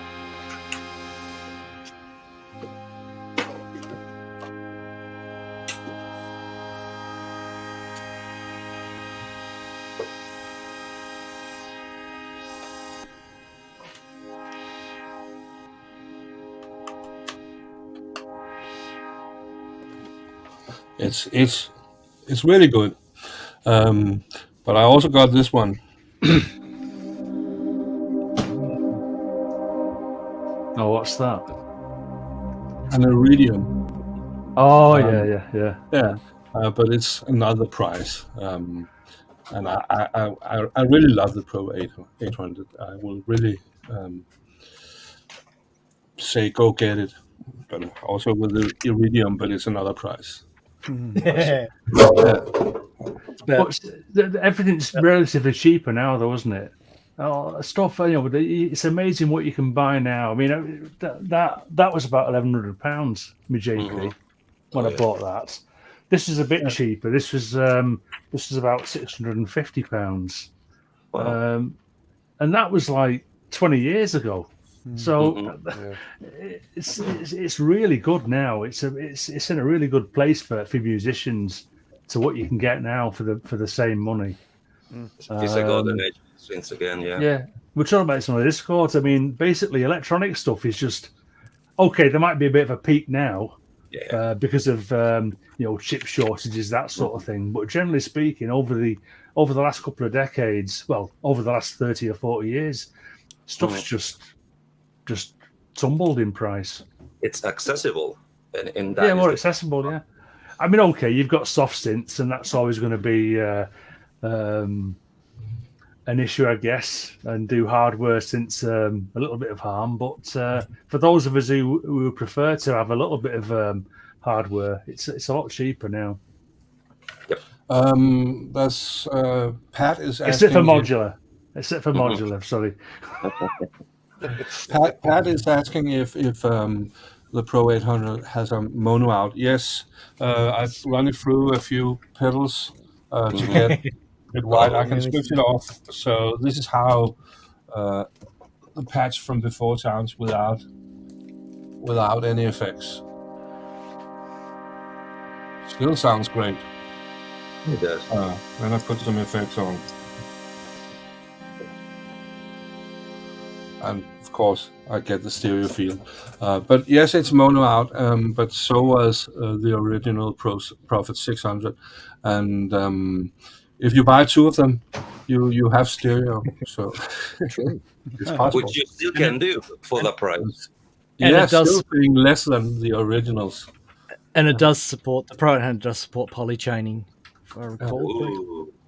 So it does, set it up for that. But Henrik, my current Pro 800 and your Pro 800 doesn't have this facility in its noise circuit. I mean, you could have a skewed noise with a whole lot of DC jumps in it. I'm actually going to sample it in this one, so I will build something on it. Yes, excellent. By the way, I did do a 3-minute sample recording of the noise before I took it back to the shop, and that I have actually shared that. If anyone wants me, I can post the link. Oh yes, please. If you want 3 minutes of noise, it takes a while to download. You can create that noise actually. Let's see if I can do it here. It was totally unique. No. Okay, just an incision. Andrew, I was asking if you saw the other case. Sorry, we were asking me then. Yes. Did you see this one? Oh yes. Cool. That's another gap I need to fill up, so that's why I didn't buy any more real estate. So put it away. I have to prepare the thing about that noise, Chris, for another day, because I have to go into some menus to change the way it's modulated. But you can create that digital noise. It's just not the default noise. Yeah. So what was what did you use to get the DC jumps? Did you have a random sample and hold LFO? Yeah, okay. And this causes it to jump. Yeah. I was partly dying inside when I took that back because I really wanted to just pull it apart and find out why it was broken. But I'd waited months for that, so I just thought no. Okay. See the other conversation about the making my own knurly knobs. What was your guess? Software or hardware? I was definitely Henrik's got a pretty good case for it being software, but I just couldn't see how it was going to be influenced by hardware because there was definitely some kind of interaction physically causing it. I mean, it's possible that the software was reacting to something wrong in the hardware that was unrelated to the noise circuit, causing the noise circuit to be modulated. Because, as I said, Henrik did manage to get pretty close doing what he did, so it seems plausible. But I mean, it could still be like tracks shorting out physically. Control signals, just solder bridge caused by stray solder. That could have been it. But, I wasn't going to get in there and have a look. It was like a whole metropolis city in there, full of S&D nightmare. Yeah, God knows. I feel sorry for the people who have to repair them. They probably just go, an S&M Behringer product. What are you up to? Where's the replacement board? Excellent. S&D, Andy. S&D, not S&M. Oh, sorry, I missed it. We know where your mind's gone. Oh no. And mine. Except that I don't mind a little bit of S&D. SMD. Let's clarify. You mean silent Depeche Mode? Silent Depeche Mode. Mode Depeche. That would be SDM. Yeah. I know, but everything's backwards. Yes. Like a German sentence. Well, for guitarist, yes. A man playing guitar, yes. Come again? Sorry. It was just a bad joke. Everything's backwards. Yes, let the deep bit, but just that. Bravo. Yeah, it was bad. I said so.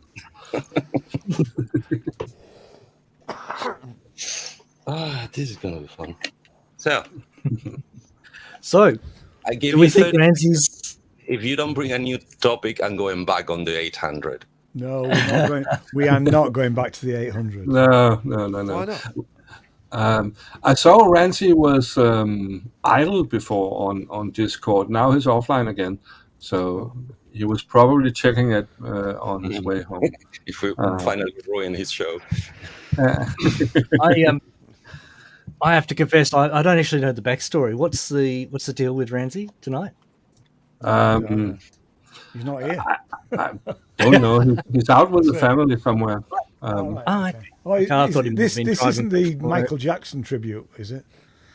It could be. I don't know. That was from his wife wanted to go and see him. Yeah, I was going to say his some wife tribute, into MJ. So It's probably that, or he's going to see football or something like that. I thought that was last week. Yeah, but that's the Women's Cup. Yes. He could have gotten the bug from last week and need to see another game. Oh, wicked! It's got an overdrive on it. Wicked. Ooh. So I can overdrive my bass drum. Okay. I fought for years to try not to put an overdrive circuit on my kick drums because everyone was doing it at one stage. Okay. And it was just that sound. It was like, the overdrive, and it has overdrive. And I go, no, I don't want another overdrive. I'm sick of hearing that sound. But it'd be nice. I want a nice clean kick drum, please. As the gig progresses, just turn it up and turn it up and turn it up and turn it up. Yeah, they won't notice. Their ears will be bleeding by the end. Yeah. Not if it's a good overdrive, really, because it compresses, so it doesn't really get louder. If you just and not the compression. put your scales from 0 to 11, then you don't need overdrive. This goes up to 11. Excellent. If only everything went to 11. All good modules go to 11. So, Chris, you were saying that you were sampling all drum machines into your device. And what I was about to say is that back then, is that one of my bucket list projects is not because of getting that sound, because it's not that impressive. It's about learning the process of sampling and creating a drum kit. My Electro, the drum machine in my Electro, the dual hand organ. Yeah. It's really mini pops inspired, which I love. That type of drum machine. And as an exercise, I think to me, it would teach me a lot going through the whole process of trying to make it into a drum kit I can play from somewhere else, anywhere. And if I do it, I will be very happy to put it out for everybody to have. Oh, cool! Thanks. It's something I recommend doing. I've done it quite a few times over the years, and it really does. It gives you a chance to really get good at your editing skills in your audio editor and stuff like that. Henrik's got noise. Oh no! Someone found my noise sample. Yeah. Well, okay. So everyone, just be quiet. And 3 minutes time, we'll all come back.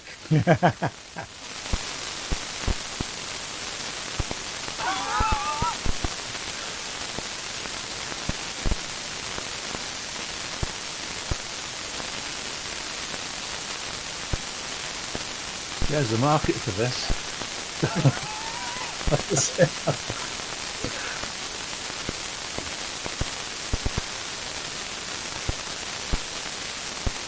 Listen to the dulcet tones of this noise. Bit of reverb. People. Oi, turn it off. Yeah. Bring the noise. So, what was wrong with this noise? Really? It's well.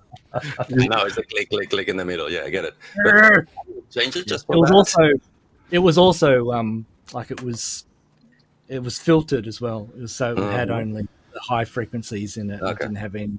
So yeah, it was very odd. So yeah, it was one of those things where and also the worst thing about it was that when you had a patch that had just a tiny little bit of noise in it, you're playing it and you're just going, someone banging the door. It's like, and it for a while it's like, what have I found here? And it took, I was so glad when I found the source of it, because it was like, oh, that completely explains it. The rest of the synth is fine. Thank God, because I was obviously really hoping that they'd made a good product. So, which synth were you using the noise on, or it had crept in without you realising? So this is the Pro 800. Oh right, yeah. That was the one with the. He exchanged it for a new one without a problem. Yeah. That's the one where I showed it to the guy and he visibly recoiled and said, "I'll get you a new one." Yeah. That's what you want. That's what you want. Okay, speak. Someone.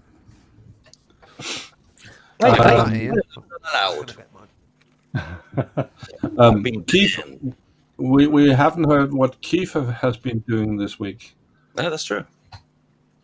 Hey, not a lot in a way, because I sort of spend some time up here and I spend some time downstairs with a young puppy that needs attention. So, a sale of I bought the Behringer Bode frequency shifter 1630 this week.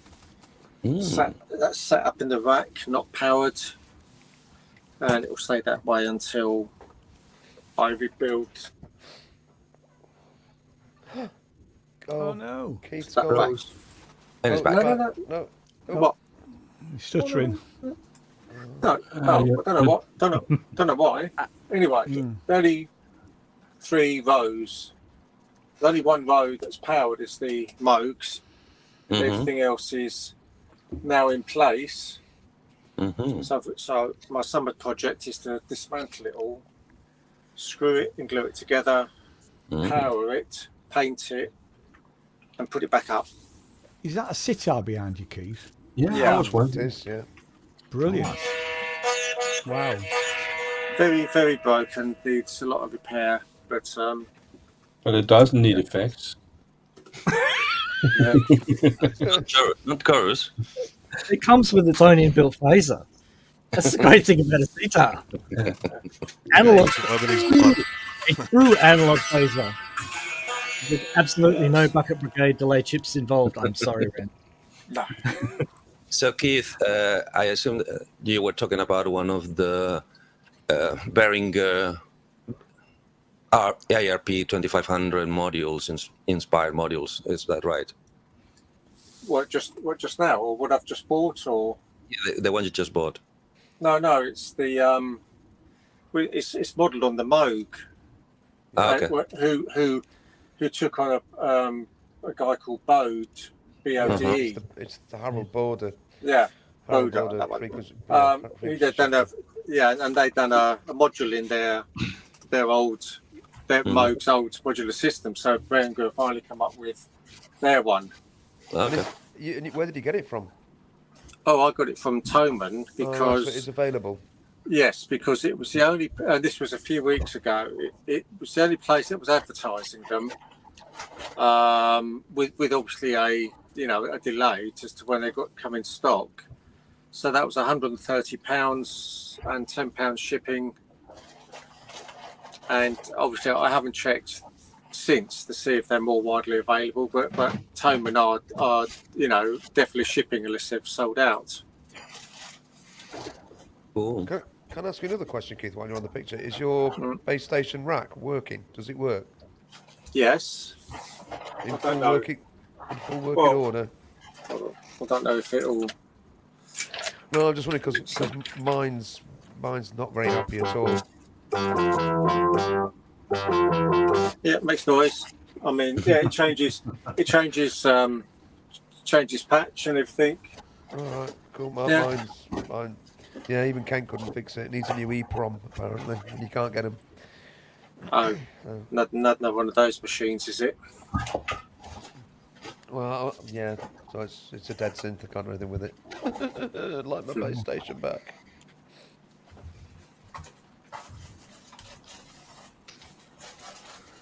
That was a conversation killer, wasn't it? No. I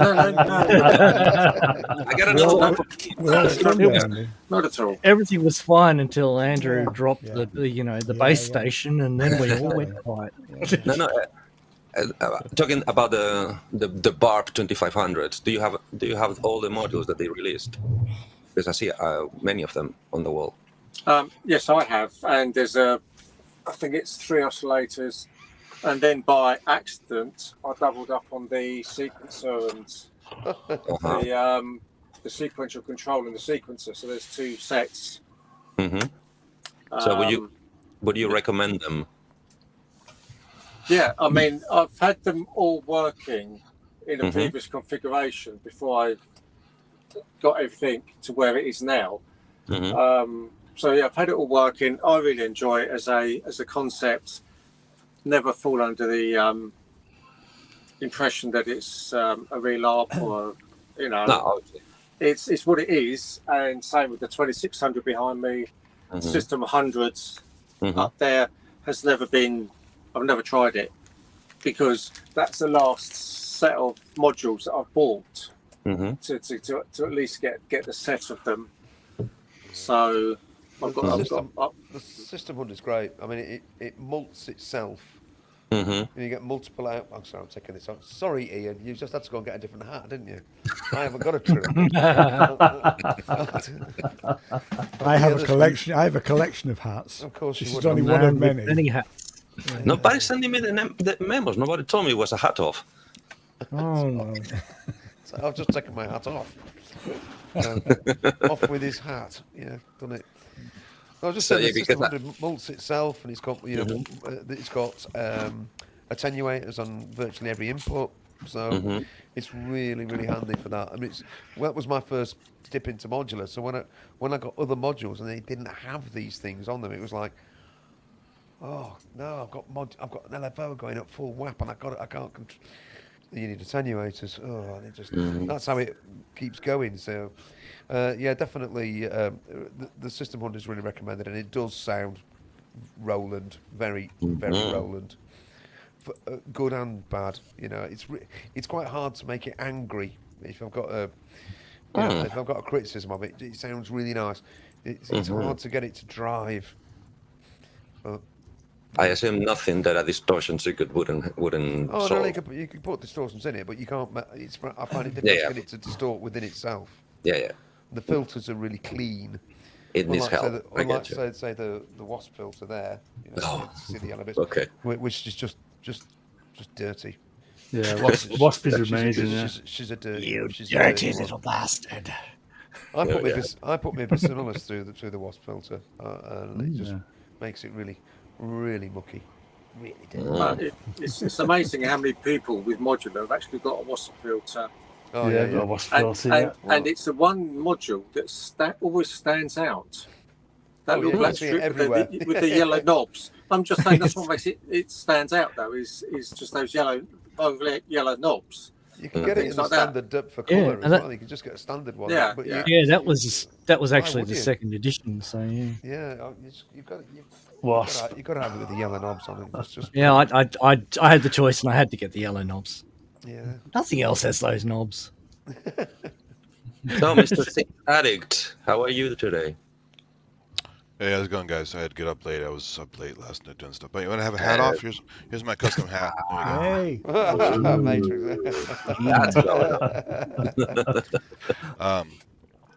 Yeah, the only other common yellow is the guy who uses I always forget his name. It's the guy who does all the vacuum tube synth stuff for modular. Huh? He always has bright yellow modules. Oh. You guys remember him? I don't remember his name. I always forget his name. All I right. met him in Berkeley at a synth meet once. He's the one that had the all the weird amps, like the guitar module called the fucking fucker. Please elaborate. He's a hell of a guy, and the artwork on that is even more profane than the title. So has a rabbit with a giant penis that kind of circles around, and Oh my god. yeah. All these girls are on the. Well, it would be fair play if he screws up your sound. Yeah, but he also makes really aggressive stuff. It's pretty cool. He uses stuff that's not used for audio in general. From what he said, it's like, and that's why he had limited range of modules, because he had trouble finding some of these old tubes. Really old tubes. Yeah, it's a dying tech. I think Ranzee had one of his oscillators or something. One of the he's got like a yellow module with a big old tube sticking out of the top of it, but I don't remember which one. It might have been an effect one, because he did effects as well as oscillators and stuff. Oh, I totally forgot his name, so it's sorry okay. out there. That's okay. I even forgot the name of the company, but you can't forget fucking fuckers. So it's Yeah. Yeah. Crazy week. How you guys all doing? We're good. Yeah. Chilling yeah, out. good. Hanging out. Yeah. Well, building back my studio, my endless rebuilding of the freaking studio. Am I the only one who, when one thing breaks and you fix it, then another thing breaks, then you have to fix that one? And Yeah, it's just you. thank you. I have a different problem. My problem is that I get technology avalanches. Explain. Well, I have so many things stacked up in boxes that every so often I turn around to grab something or I move something, and then there's the telltale sound of a technology avalanche. So I'm not the only one. Thank And you. I turn around and something's on the floor, strewed all across the floor, and I go, Ouch. that's 20 minutes of modular I'm not going to be able to do now. You have to gaffer tape all your I have to modules, clean that up. all your boxes. So But then, if I did that, Andy, I would need the fifth box down in the middle of the stack. I just of course, taped yeah. up. and We'll just right then. cut holes in it. Yeah. Never underestimate the power of duct tape. Yeah. So yeah. Why do you call it duct tape? Good question. It's duct. Well, it's duct tape, but there's a brand called duct tape that has a duck on it. Oh, is it? So, So it's not like because yeah. It was a brand. Gaffer It's not tape, because yeah. it goes. Yeah, it's the gaffer tape, yeah. And gaffer tape as well, yeah. Yeah. It's not because it goes quack when you open it. It's not that, right? Gaffer tape's more I substantial. thought so. Duct tape leaves the residue behind. It's nasty. Which one? Actually, some Duct tape, some, it gets real sticky and leaves a residue behind on your stuff. Okay. some Yeah, gaffer I've- tape does Like that, masking not tape, careful. Yeah. Yeah. Yeah. Have you had the where the cloth in the duct tape turns into kind of like powder? Yeah. Oh, the old If it's stuff, been in the yeah. sun, it's the Yeah, sun. or the that sun, gets it, yeah. I think. Yeah. Yeah, it's horrendous. I Not as had bad this as masking tape. Blue masking If tape you is ever- good. The paint tape is good. The paint Okay. tape, the blue stuff. Yeah. The blue stuff. Yeah, I had for years. I used to use in the 90s. I used to use the white stuff or the yellowy white stuff. Yeah. Boy, was that a mistake! Oh, the the glue residue leaves. is nasty. Oh. Yeah. It took me quite a while to get that off my SQ1. Yeah. And that was Masking metal painted. Yeah, don't do it. No, do it, but just remember to change To the remove tape it, yes. every 2 weeks. Yeah. Because the minute it goes dry, it stays there forever. It's a scrubbing job then. I thought it has had that name because of when someone at an event shouts, "Where's the duct tape?" and someone says, "Here it is," and everybody ducks. Ducks. Bad joke again. Yeah. That's Sorry. not Sorry. bad. That's not bad. It's actually way overpriced. You try to buy it at a regular store, like Guitar Center, it's so expensive. Yeah, but who really actually goes for duct tape at Guitar Center? Which one do you have? In a Which pinch. hardware store chain do you have there? How is it called there? Well, one disappeared. Orchard Ableton? Supply was huge for years, but now it's Ace Hardware is still big, and Lowe's Okay. and Home Depot. Home Depot, Home that's the one I Depot. keep hearing. Yeah. So that's where you want to buy your duct tape and your paper, all your types of paper. In general, but you know what's funny about that? If you guys have never been to one, Nope. it's like a Fry, Fry's Electronics. And if you know the history of those guys, they're mostly California, but they've got a few here and there. They kind of went away, but for a long time they're famous for like, don't go there to ask real questions because no one who works there knows anything. and almost all the inventory is returned stuff with a little sticker on it. So and Home Depot's not the return part, but I mean you go around, a lot of those guys don't know anything. Or you gotta find someone in the orange vest. And it's like, where are they? They're gone. There's some back room they're all hiding in. And you find one guy and go, hey, how about this thing? Oh, that's not my section. Gotta go find this other guy. Well, he's not there. What the fuck is everybody? Yeah. Oh, from So last if you time really I know saw what it, you want, it's a great store. Yeah. Or I if think it's the same in you're most endless stores, time. Yeah. Yeah. With most It's big not- stores over here, it's the same. Yeah. You go into Curry's or B&Q, you want to ask for somebody, and it's like, where's yeah. everyone? Well, yeah, but careful. I work for Curry's for a while, and we get instructed not to bother customers. We're instructed to get to the customer within 5 minutes of them going through the door with the "Can we help you?" And according to the reply, leave him alone until he leaves. Well, Careful with that's a good policy. It's just that sometimes if you stood there going, Yeah. come on, Yeah, exactly. anybody? They I'm need a stood good tag by system this where thing. you come in the door, they give you a sticker, and then the first person to ask a question, you put a mark on it so you know they've been talked to. Okay. And then they can be left alone as they walk around. Hey. So which one is? Hey, it's a minion. Yeah, but which Yeah, one is that? I tried to make the Doctor Who thing. First it was there, then it was there, and then it was. But it didn't work. He lurks in the background. No, I mean, I have to give kudos to every time I use Toolstation or Screwfix. Sorry for the pun. Every time I ask them, they're pretty knowledgeable. At least the ones I used in the 2 cities I've been using them. It's like, well, I'm looking for this. I don't know what it is. I don't know how it's called. I need this thing to do this job. Give me a second. Yeah, I got one. Want it? Sure, bring it on. I cannot praise them good enough. Yeah, it's a rare thing. It's a very nice middle point between the well, sorry, you just said the name and I just forget it. That one in the big huge one in the Home pot. Depot? Home Depot? Between Home Depot and the traditional mom and pop's hardware, where you just I want the thingamagic for the what you might call it, and they had it.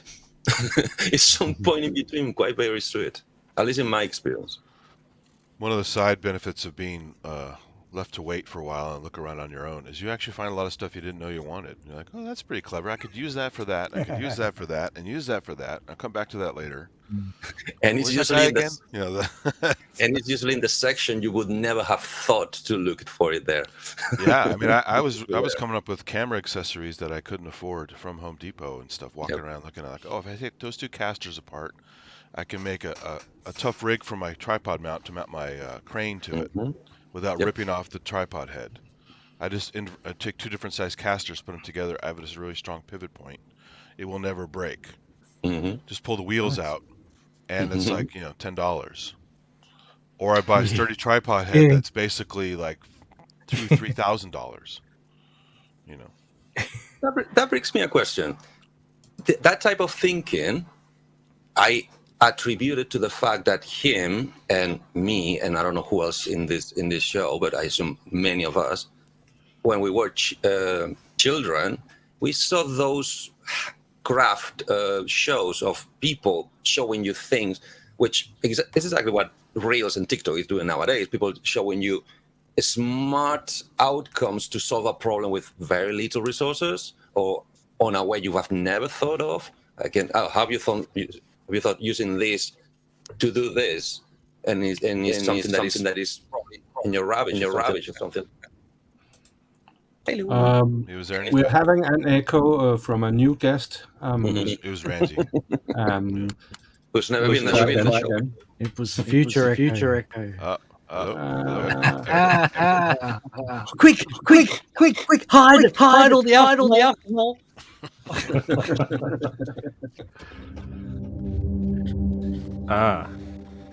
Full house. Has that got rid of the echo? Yeah. Yes. Yes. Okay, cool. Yeah.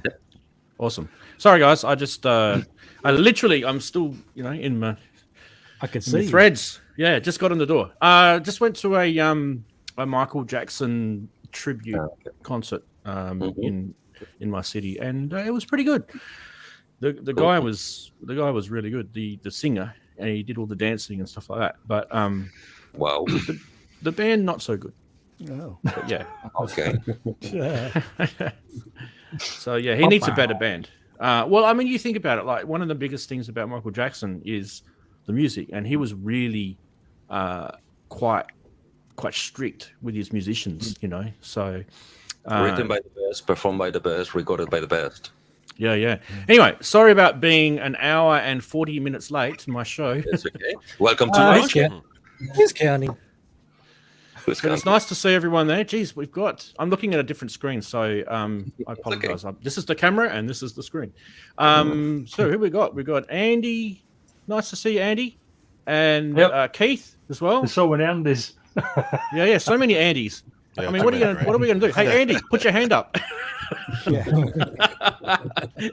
Eddie puts his hand up when. Now, funny enough, I blame my bad hearing, but every time you say Andy, I hear Eddie. Oh, whatever. Sure, you do. Your bad hearing. You need a pedal. Eddie's just Andy with a filter on it. Yeah.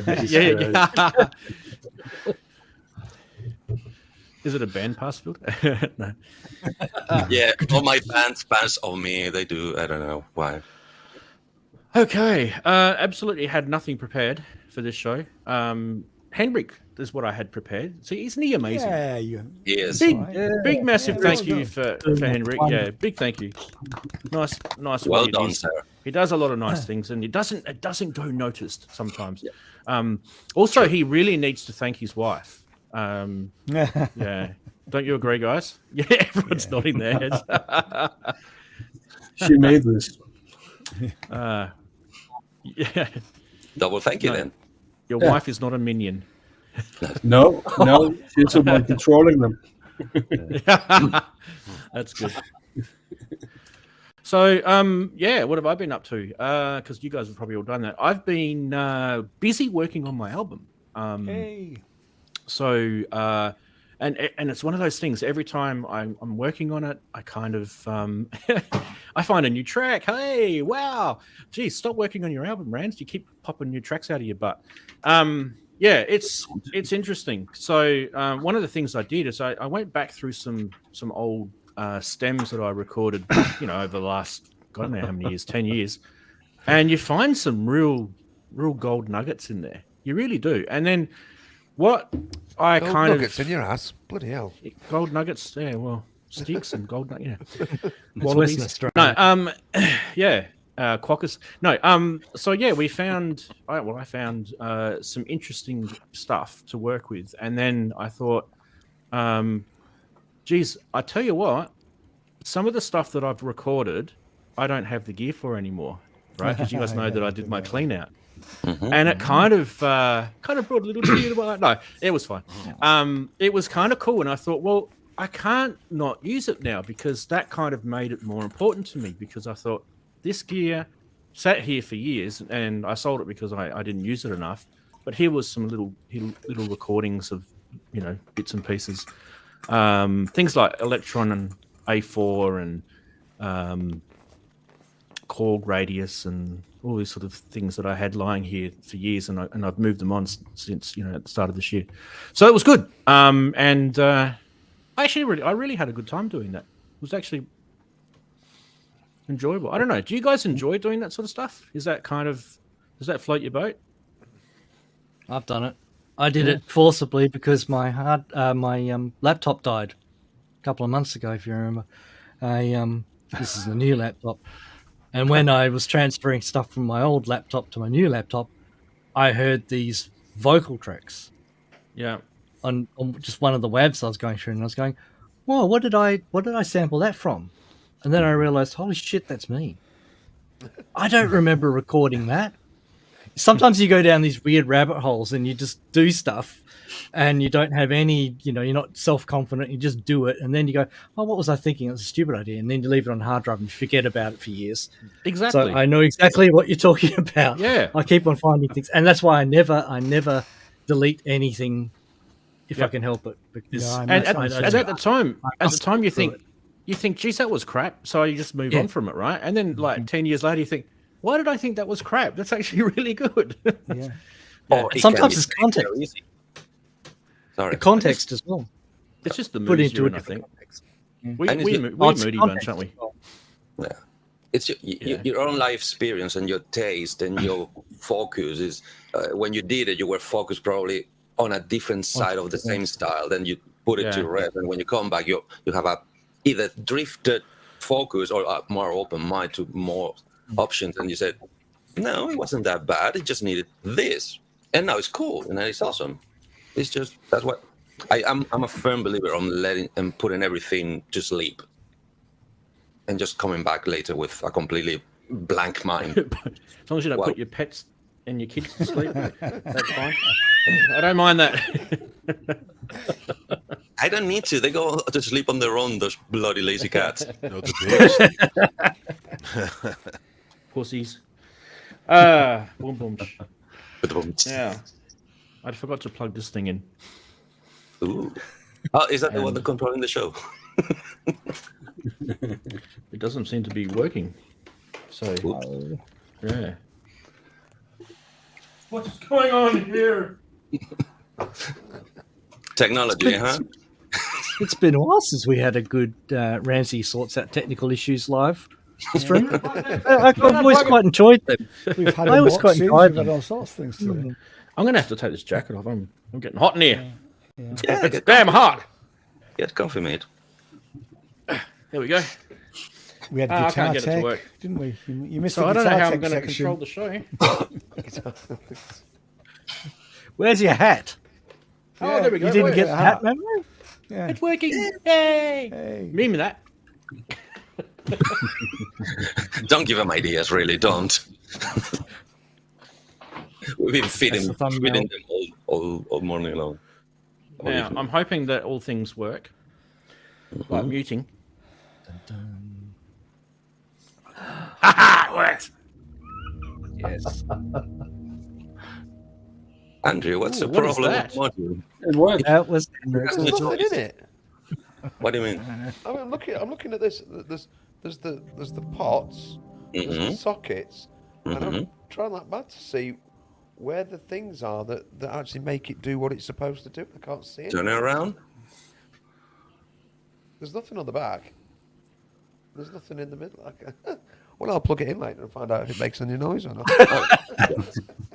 It's definitely SMT.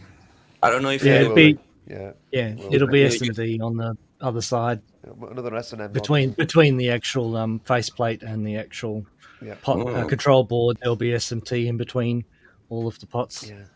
It's What is it? it's What is it? What is it?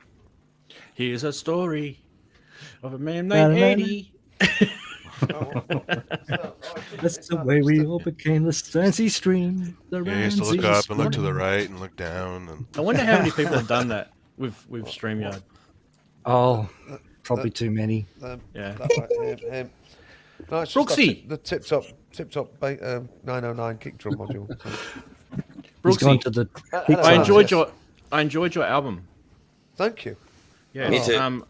I will get around to putting some dollars towards it when the bank account so allows. I've got some It's money. my wish list. But yeah, I've just emptied mine. yeah.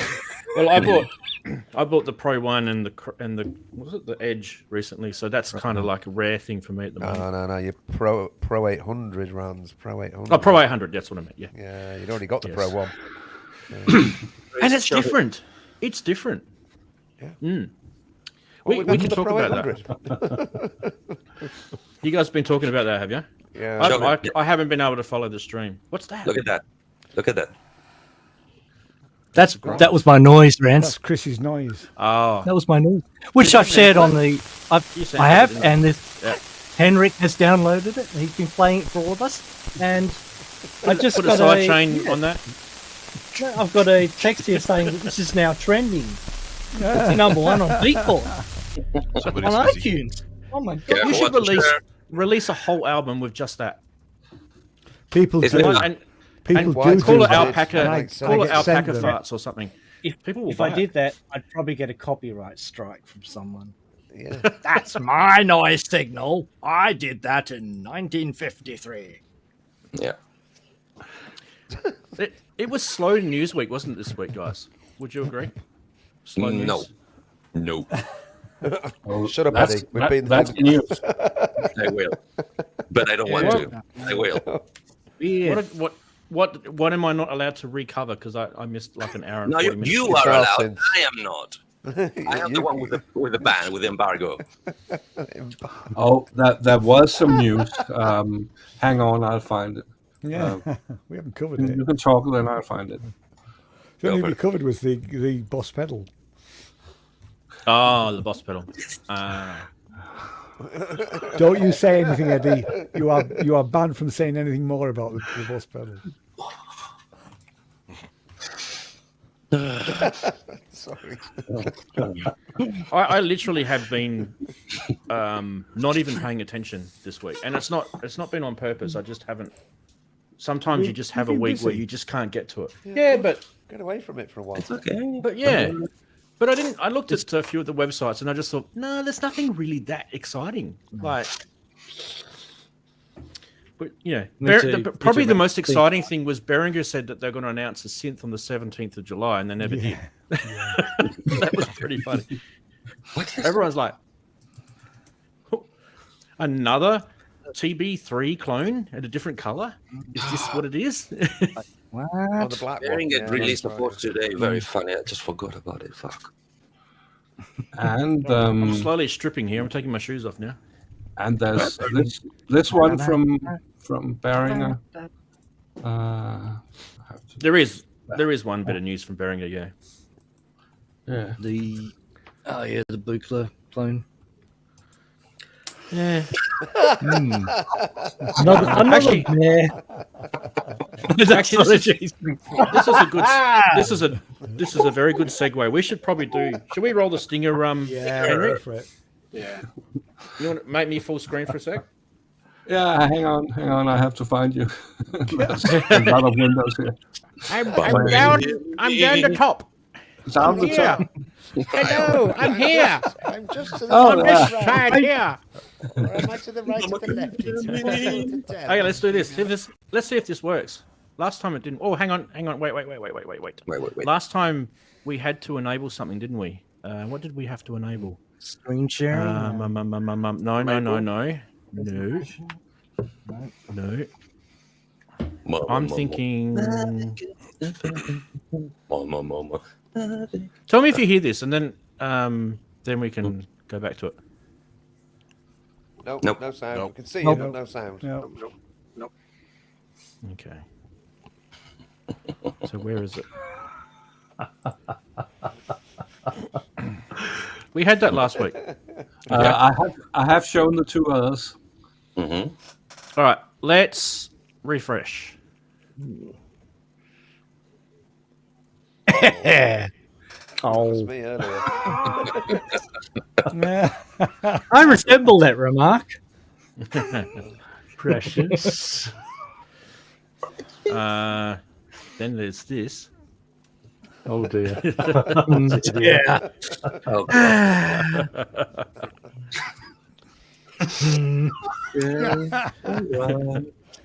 I don't know what it is. This just kept going, I guys, all think week. I know it, but This kept going all week. What around it? It just. Okay. Congas and a gazoo. You can start a band now, people. Let's be real. And then Robbie was showing his PC to everyone during the week. But that's a beautiful. very good. That's a beautiful case as well. It is. Yeah. Steampunk. So I did a little bit of work. Yes, a you little did. bit. Oh, You can't not do the memes. No, So but yeah, you can go back to everyone, not just me. How do we do that? Henrik, you do the StreamYard somehow. stuff. Yeah. Now Get you off haven't me! You just go back to the Selena string. Oh. So is that real? Wrong way. It needs more phaser. Yeah.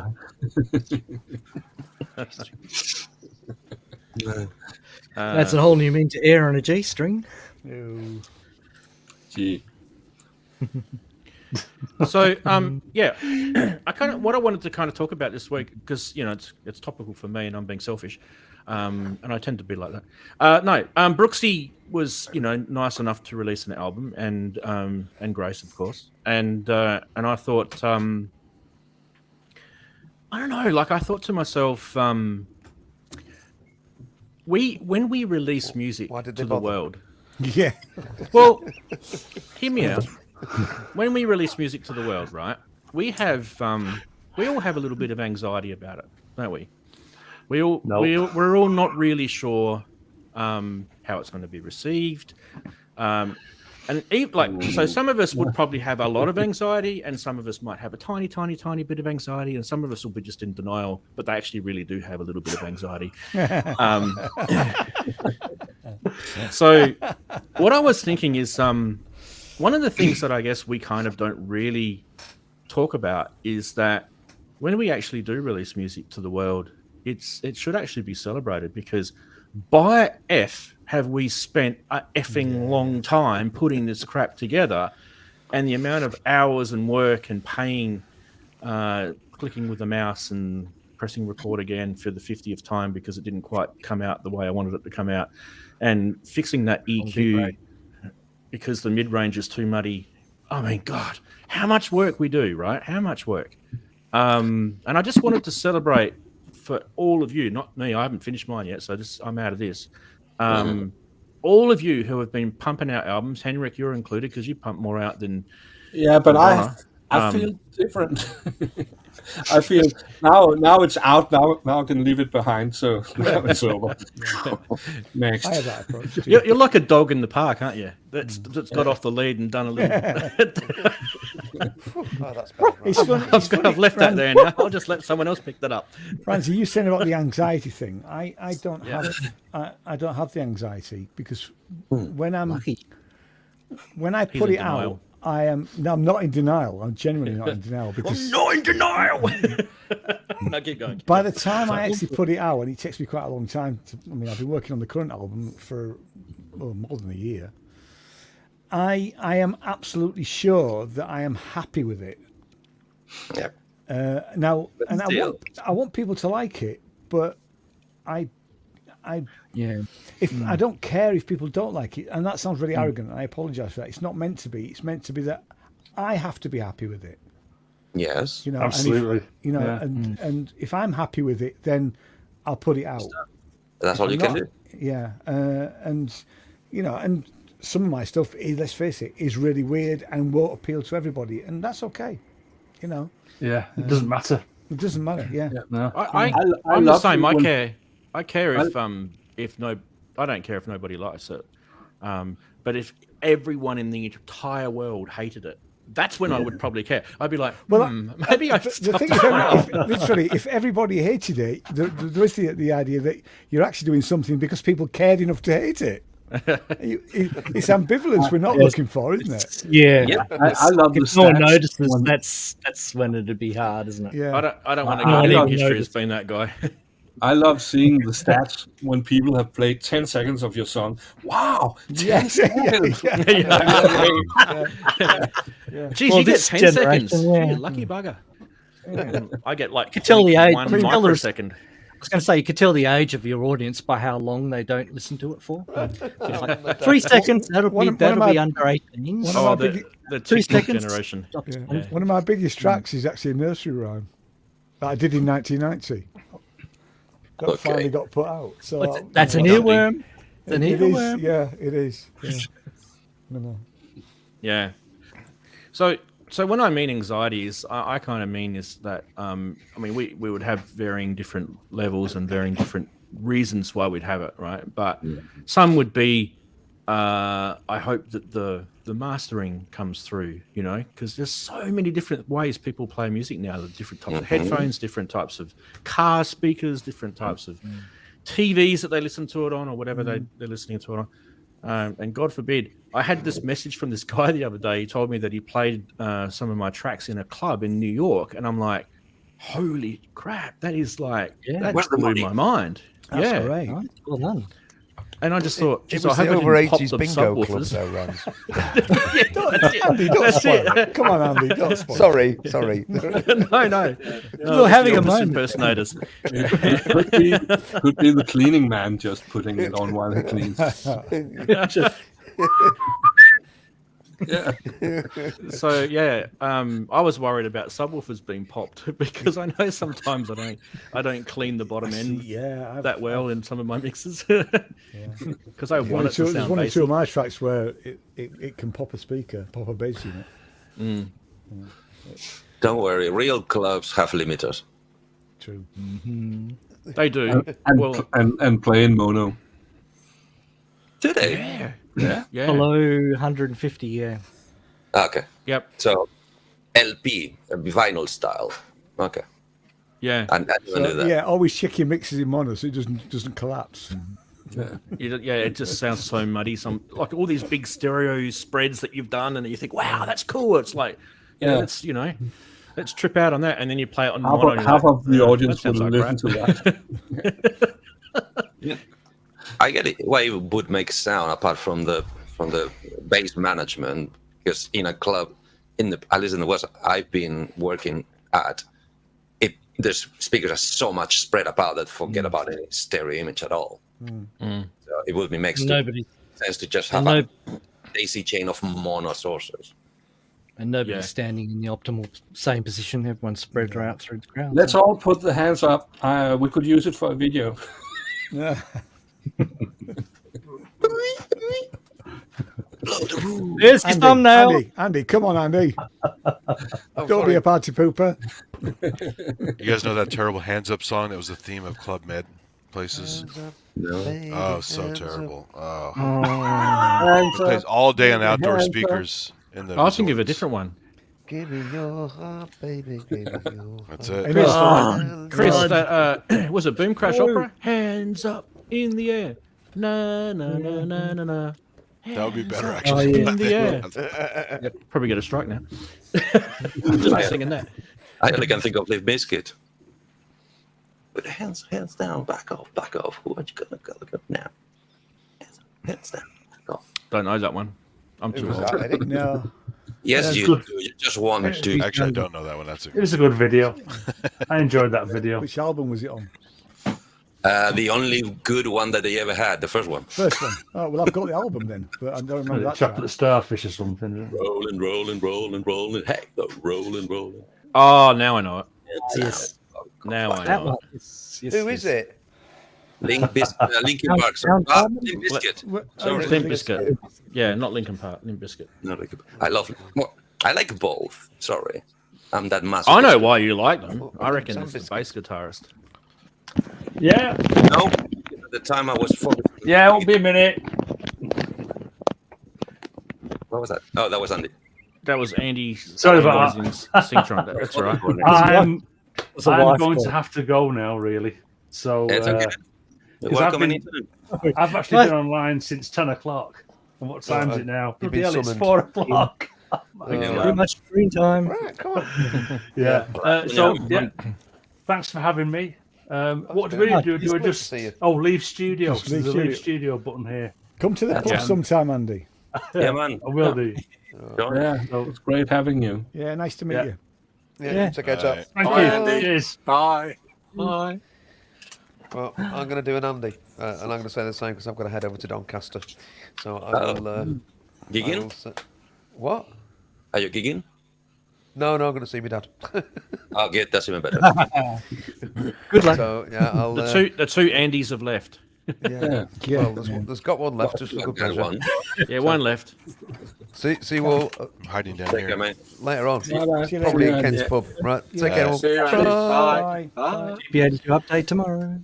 So we have we didn't get Darren. Was there a reason why we couldn't get Darren? Andy left, but he's in the bottom.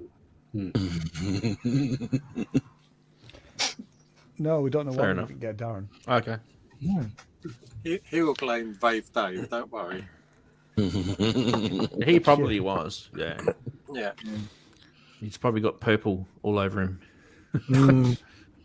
Cleaning up the studio, all the purple everywhere. Yeah. Knobtastic. That's it. Big knob missing. Yeah. Yeah. Oh, Hunting the Anyway, big Darren, knob. we missed you.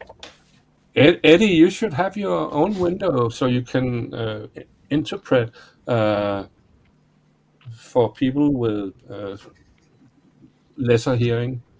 Yeah. Ah, And I just pissed them off all of them right now. Yeah. Now I only said with lesser hearing. I didn't say people who can't hear. Just do rude gestures the whole time, yeah. Nope. So you could do an album of really high pitched noises that we can't hear, Yeah. and Laurie Anderson Sell did it. the concert for dogs. Yeah. yeah. Being done. Moving on. so if you hear this, you're too old to buy this album.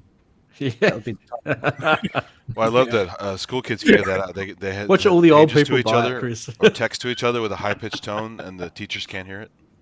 Really? Yep. That high? Jeez. Yeah, it's high. I mean, most people can't hear above 15, 16 at a certain age anyway. So Yeah. Yeah. 16K. but I'm probably lower Can than that. phones actually play that high? Can iPhones play 16K? Oh yeah, Or no? Any? much easier than the low end. Oh yeah, definitely. The brown note. The brown. Brown note ringtone. The Vulcan note. The brand note was from the Symbian phones. Yeah. So apparently the latest news about phones is if you've got the original 4 gigabyte Apple iPhone version 1. It was a prototype. Not many were made. Yeah, there was only because they quickly replaced it with the 8 gigabyte thing. I think was what most people were going for. But if you've got one, apparently they're worth about $100,000 Why? because there's not many made. Oh, okay, collectible. Okay. Sure, no problem. Yeah. We pay whatever we. It's silly how collections are. Talk me about stupid collection. I know a couple of them. Have a look here. Well, Yeah, but collection. I've been selling would you call a mini. collect- I've been selling pre-recorded mini discs lately because I found a load. We're starting to clear out the house, right? And I bought these mini discs, probably about, I don't know when, for £1 a piece when HMV in York was selling them off. And I thought if I get a tenner each from them, I'm happy. The Bjork's debut album went for £255. It was just an auction, just an eBay auction, and it kept going up and up and up and up. You know. nice. So if you see the Well, you pre-recorded mini discs in charity shops, Spend it buy wisely. because they're actually worth money. They all went for more than £20 a piece. You know. Guess they haven't been in Japan.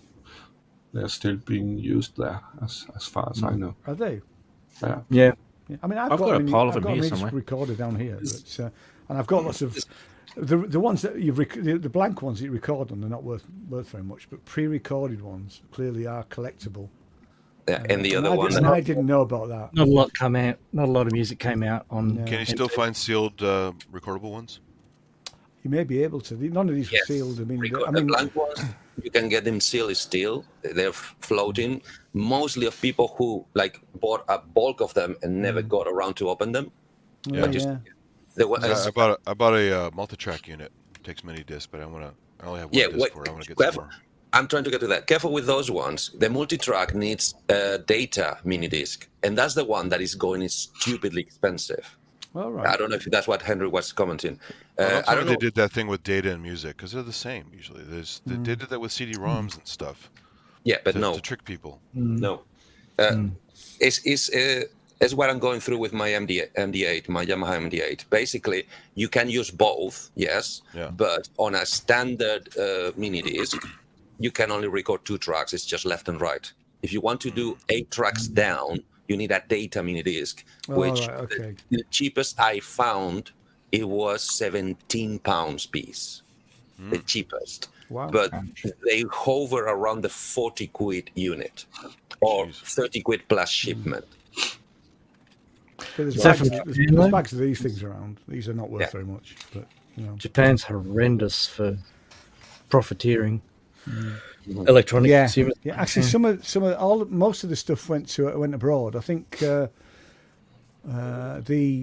Bjork album went to Italy or France. One went to America. So most of it went abroad rather than the UK. Because I suspect here we don't think they're worth very much, but clearly elsewhere they are. I watched / listen this documentary because if you try to find out about mini disc in YouTube, and the guy who did the video is from the States, their final thoughts was a flop. Came out, never made any ripple.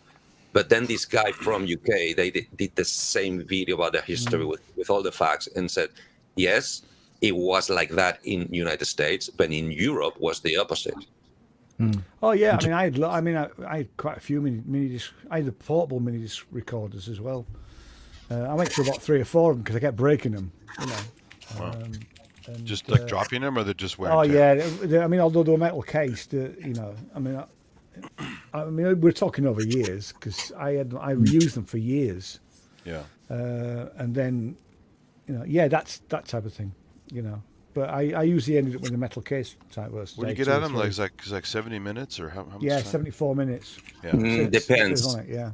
If you go to compress, I think you can get 80 on some, 80. but and there is long play.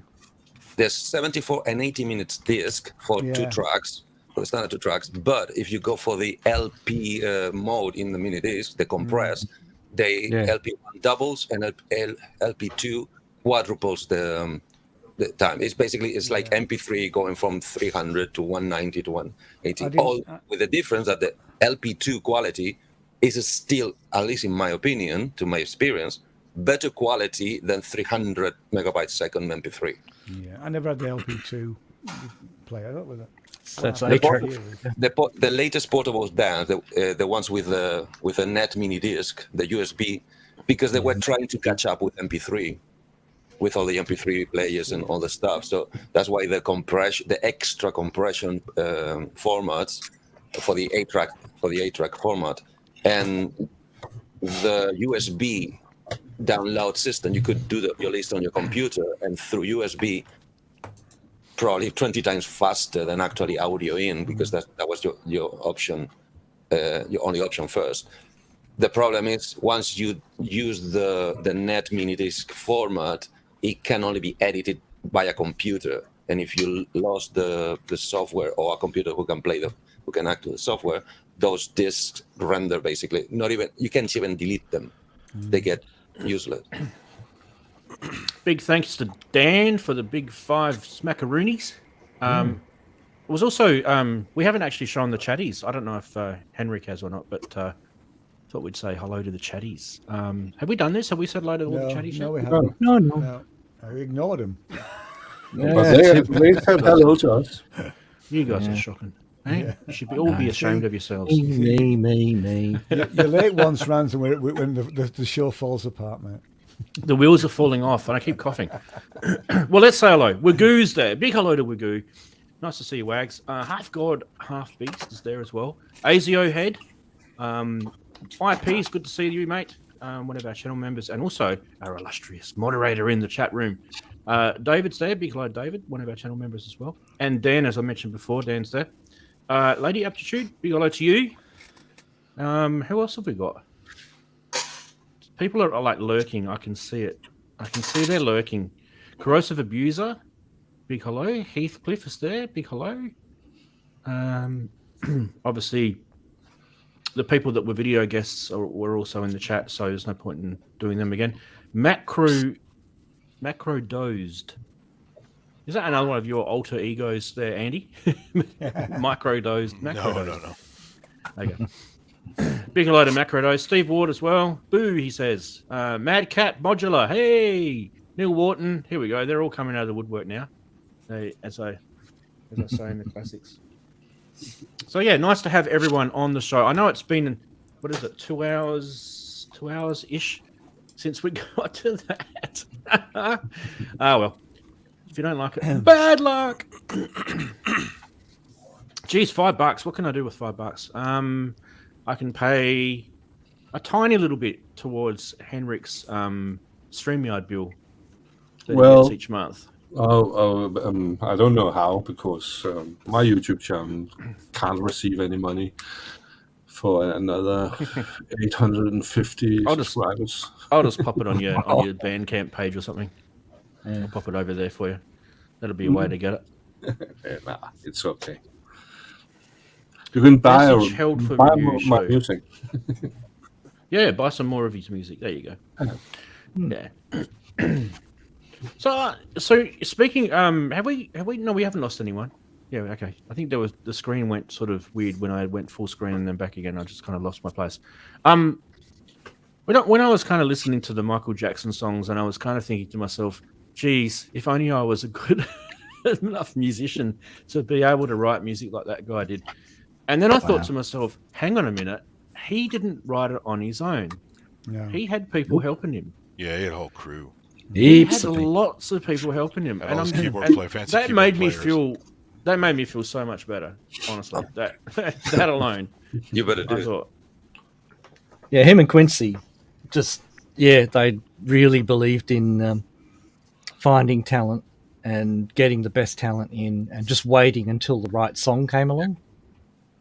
I don't know if you've watched there's what do you call it, podcast about the Thriller album, which goes into quite a bit of the background on those the guys who made it and the Quincy Jones stuff, Quincy Jones, which is quite interesting because it kind of goes outside of just the album. It talks about the general philosophy during those years of production and how it was done.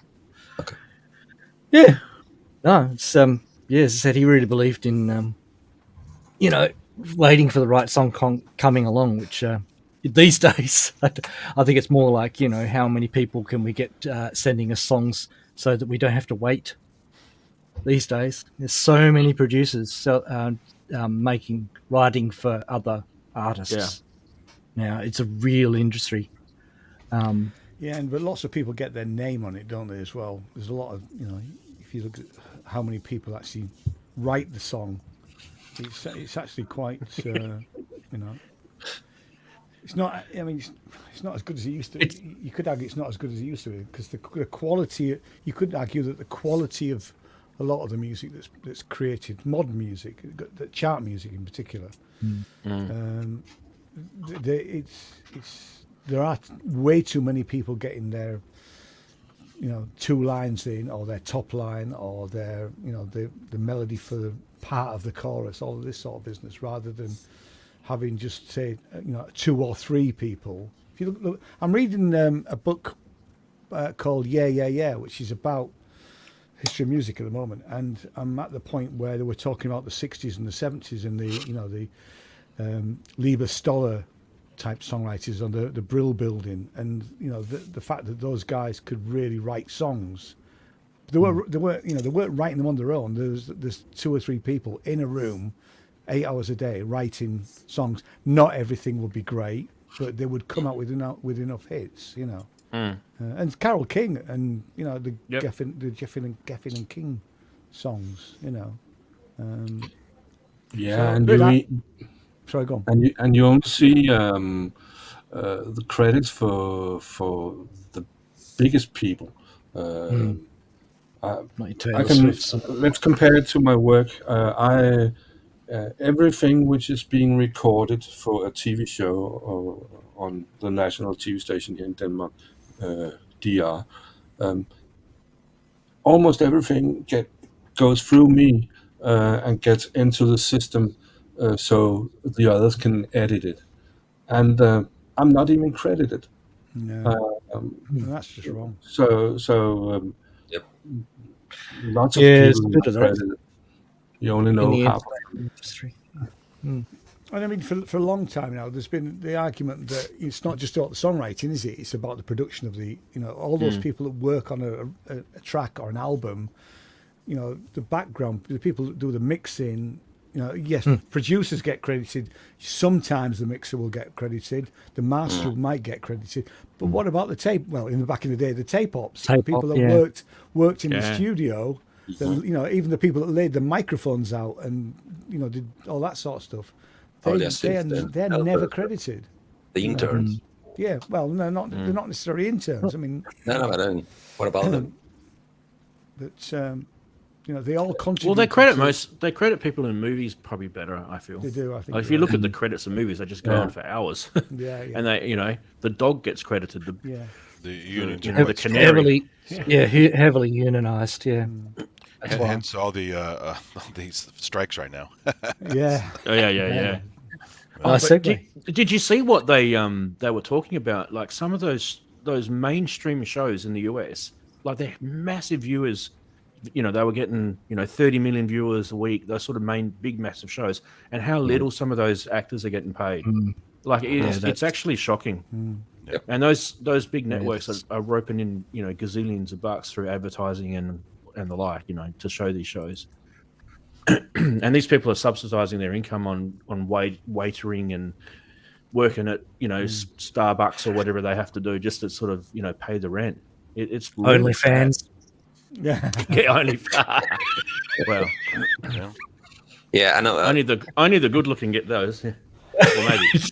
I got really shocked It's built up. that silly day that I went into IMDb and I said, okay, because the info is here, let's go for it. Let's start checking all the money information in IMDb. Is how much did it cost, how much did it make on the opening night, how much did it make the first week, blah, blah, blah, blah. The more I found out, the less pity about the piracy about films I feel. I'm sorry, because even the biggest, most pirated films, they got their investment, some of them, the first night. They got it back just the first night of the opening of the film. And the networks care about the pirating. That's all that cares. But you see those messages we get now at the end of the film, because I'm the stupid who waits until the end, that said, oh, there's thousands and thousands of jobs. If you pirate, they all go to strike. I said, how the heck a film that has multiplied by 10 their investment is being hurt by the piracy industry? How do you eat that? It's more complicated. I know it's more complicated than I think. But what about the films that actually flop it's and to cost do with- millions?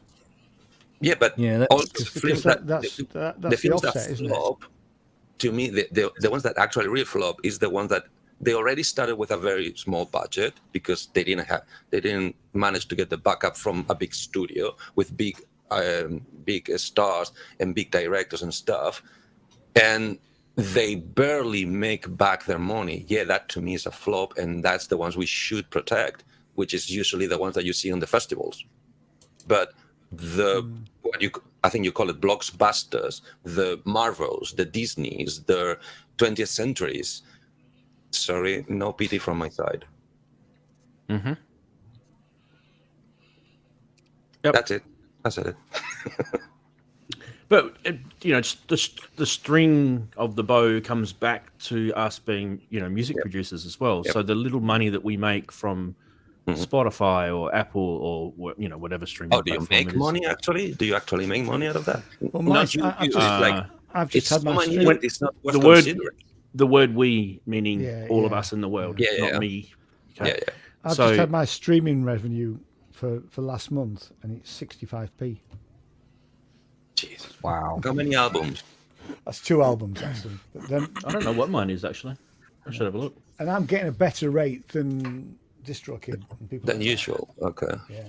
I mean, how But it's still then we complain that music quality is diving, and that the big record labels only fund things that they know they're gonna come back in magnitude.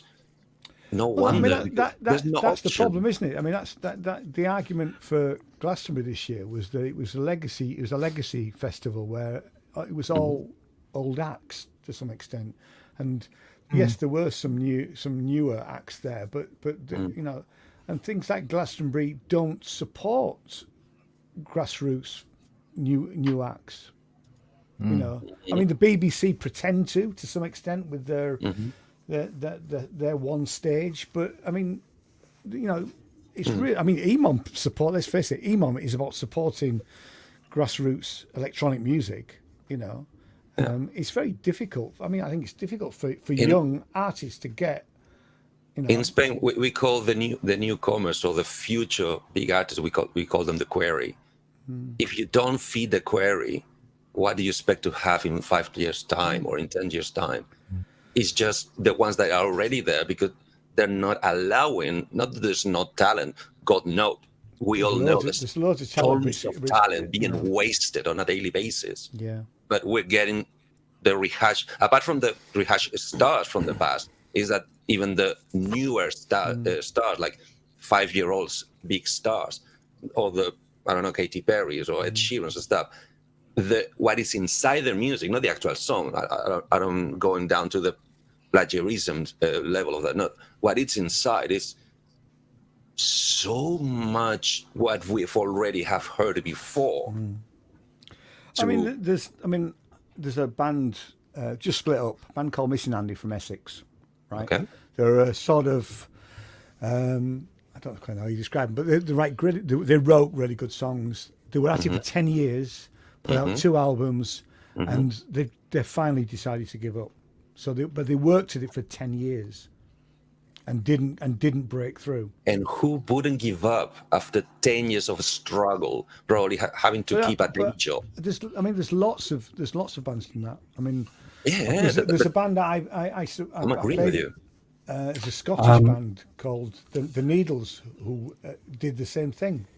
They came down to, they got signed to a small independent label in Cornwall, put out an album, put out a few singles, and then they did the toilet circuit. They played everywhere they could. I played some gigs with them. I mean, the band I was playing at the time supported them a few times. Great band, really, really good band, good songs, you know, and they gave up after a while because you can only do that for so long and live on the breadline. But you know. but I think if you give up, then you're not a musician. Then you're a businessman.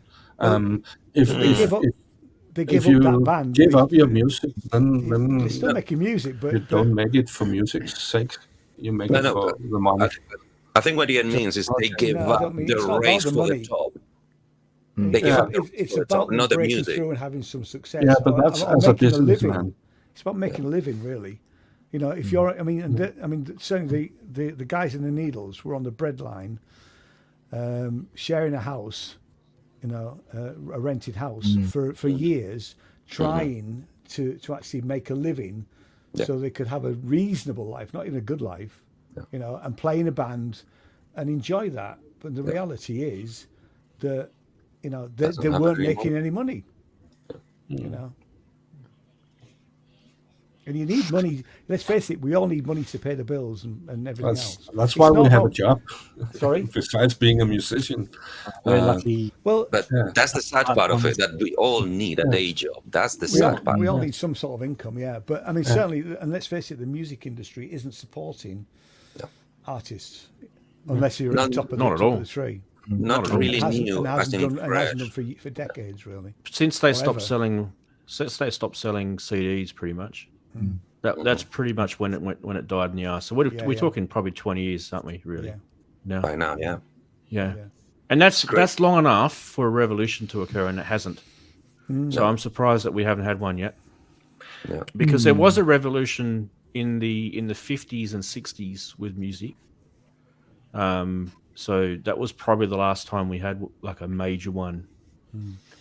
When people would actually start to get recognized for their musical talent. That was like 50s and 60s. So that was before that you'd have to be like the best of the best, like kind of what it is now. Before that, so yeah. One detail, or at least I might be wrong, but at least that's the way I see it. All the previous musical revolutions that happened in the previous decades, or anything before the 2000s, had one thing that nowadays, at least to my knowledge, the new generations don't have. They had outlets. They had places where they could come on and perform live, and audiences would come and watch them. I don't mean big ones, I mean even small ones. And many of the classic acts that are now on Glastonbury, they started with playing for 10 people. Then those 10 became 15, 20, 30, 100. They managed to be recognized enough to be able to ask for money at the door to pay their own tickets, to have people. Sorry. Some interesting. Yeah, that's all right. Some interesting comments in the chat. Like Inverted Popes said, I played in bands for 20 plus years, once almost signed, but at the mercy of the record companies back then. And it goes on to say, because it's been cut off by the thing, it goes on to say, we made nothing, but we still carried on until we finally became financially broke. So that's another difference. There's another difference nowadays. That's the same. When 20, 30, 40 years ago, rents were cheaper, transport was cheaper. You had public transport to carry your own synthesizer on the bus, or if you had the luck of being on a big city, in the subway to go to a gig. That's disappeared. Rents are almost unaffordable. So you're already struggling just to pay the survival minimums. Think about getting enough to try to promote your band to a level that you compete with the ones that are being promoted by the record labels. It's like the gap has. We have to be careful. We have to be careful because, like, saying that things were cheaper in the old days isn't actually correct. In a total sort of like general sweeping statement. Some things gone down, some things have gone up. Yeah. So things like, for example, I remember when I was a teenager in the 80s, right? And I remember you'd have 20 cents, 40 cents in your pocket that your mum would give you, and that would get you home if you needed to get home, right? In the UK, that would be 10 pence, 20 pence, or something like that, right? That'd be enough to get you home. But you got to remember what 10 or 20 pence or 20 or 40 cents Australian was actually. What would that actually buy you? And that would buy you a couple of dollars today worth of bus fare or worth of train fare. That's what it would buy you. The problem, for instance, let's localize it. The problem, for instance, in Bristol, even Bristol, a big city, even if you have the £3 that the bus fare costs for the day or for that trip, or the £2 for that trip, there might not be a bus that takes you there. It's not there. You might have to drive on 3 buses to get there. Do not come to Australia then. Yeah, no. we have non-existent public transport here. It's service transport. It's a dream. It's a politician's dream. Public transport here. It's what has been changing globally. Public transport, affordable, according to the wages. I don't even know what that public is. Transport is disappearing. Can I just answer Inverted Pope's question? He asked me did I ever play Fibbers, which was in York. I played Fibbers a lot till it finally closed. For years and years I played at the original Fibbers, and I also played it when they changed it. They changed the venue. They revamped the venue. So for years I played at Fibbers in lots of bands. And it was a great small club. Try to do that now out of a huge city like Bristol or London or Birmingham. Try to do that. Pubs are closing. And the few ones that are still open, don't want to pay the license for live I band. know exactly, Eddie. I know exactly what you're saying, and I'm completely in agreement with you with that. Okay. Like I know that it's definitely a struggle to get a gig. It's definitely a struggle to find a venue to get a gig. I think that is actually happening all over the world, and I think some of it is COVID's fault because we got shut down, and then it never really started properly back up again. Would you agree? Like it did start back up, but it didn't start the way it was. It didn't like just go back. It just it went somewhere different. Yep. That was the problem because obviously, I mean, bands and artists earn their money. They never made it from records really. But they made it from gigging and selling merch at gigs. And suddenly, when COVID hit, that's why even well-known artists, basically were almost destitute to some extent because whatever revenue streams they had were completely gone. You know. We were bumping into them in the shops. That's what I'm saying. We were bumping into like really famous people in the shops, doing their groceries or getting a coffee or whatever, or even working behind the counter. And you'd be going, "Holy crap, what's he doing working there?" And he's like, he's got to pay the rent or he's got to pay his mortgage. He's got to feed his kids because he's not getting it anymore. You know, it really sucked, and it still does. It sucks still because. Yeah, it does. You know. So with that environment, what new revolution are we allowing? The kids cannot have an access to an outlet, and the competence is so fierce that even if they manage to, you can't unionize it because look what happened in the US, right? With the film industry, it's just gone to like it just hasn't worked. Well, you can, but you can't do it in a. It needs a shake-up anyway. They make a lot. There's a dream way of doing it, but I don't think it's ever going to be a reality. Put it that way. It's like someone's got an idea, but it will never actually happen. It's probably chaos. But what does need to happen is these big companies like Spotify, Apple, and that they actually need to share the revenue better. That needs to be some force from us as artists. The only way that's going to happen is we just go, right, we're not going to give it to you anymore. We're just going to stop. And I don't know if that's going to happen because that requires a big voice. I completely agree with you, but there will be other people willing to. Yeah. You're never going to get all of us agreeing to that. That's the problem. A full stop. That's when we all do it. That's when the revolution will happen, right? So exactly. So it has to be a worldwide or a countrywide massive thing where we all just drop something. A bit like what's a good example of what we dropped pretty quickly, like MySpace. MySpace is a good example. That was dropped like a sack of spuds. But you know why? Because it almost became impossible to actually get your music up on MySpace. The end. Yeah. Okay. So it has happened. I mean, this is probably not the best example, but it has happened in the social media history, and we haven't had a massive long history of social media yet. And that to me is the biggest joke, because now that we are faster, better, and wider spread connected between us, is when we cannot act like one. What? Because there's difference of opinion.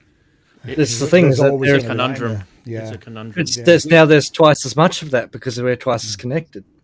So, and you've also got the people who are becoming addicted to what social media can give them, which is affirmation. And for them, 7 seconds.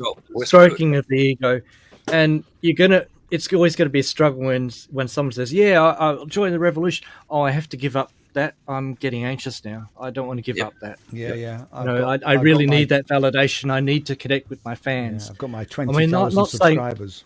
I'm not saying all musicians are like that. I'm just saying that there are enough of them to to sort of stop. To keep feeding the problem. I wonder.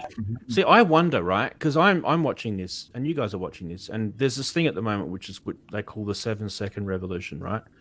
which is basically if you look at young kids right now, they have a 7-second attention span, and then they get sick of that and they move on, they scroll, right?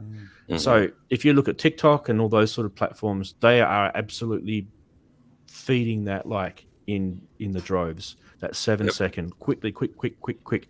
So I'm worried that I think music will end up being a second business. Be like those 20-second speed metal songs. Yeah.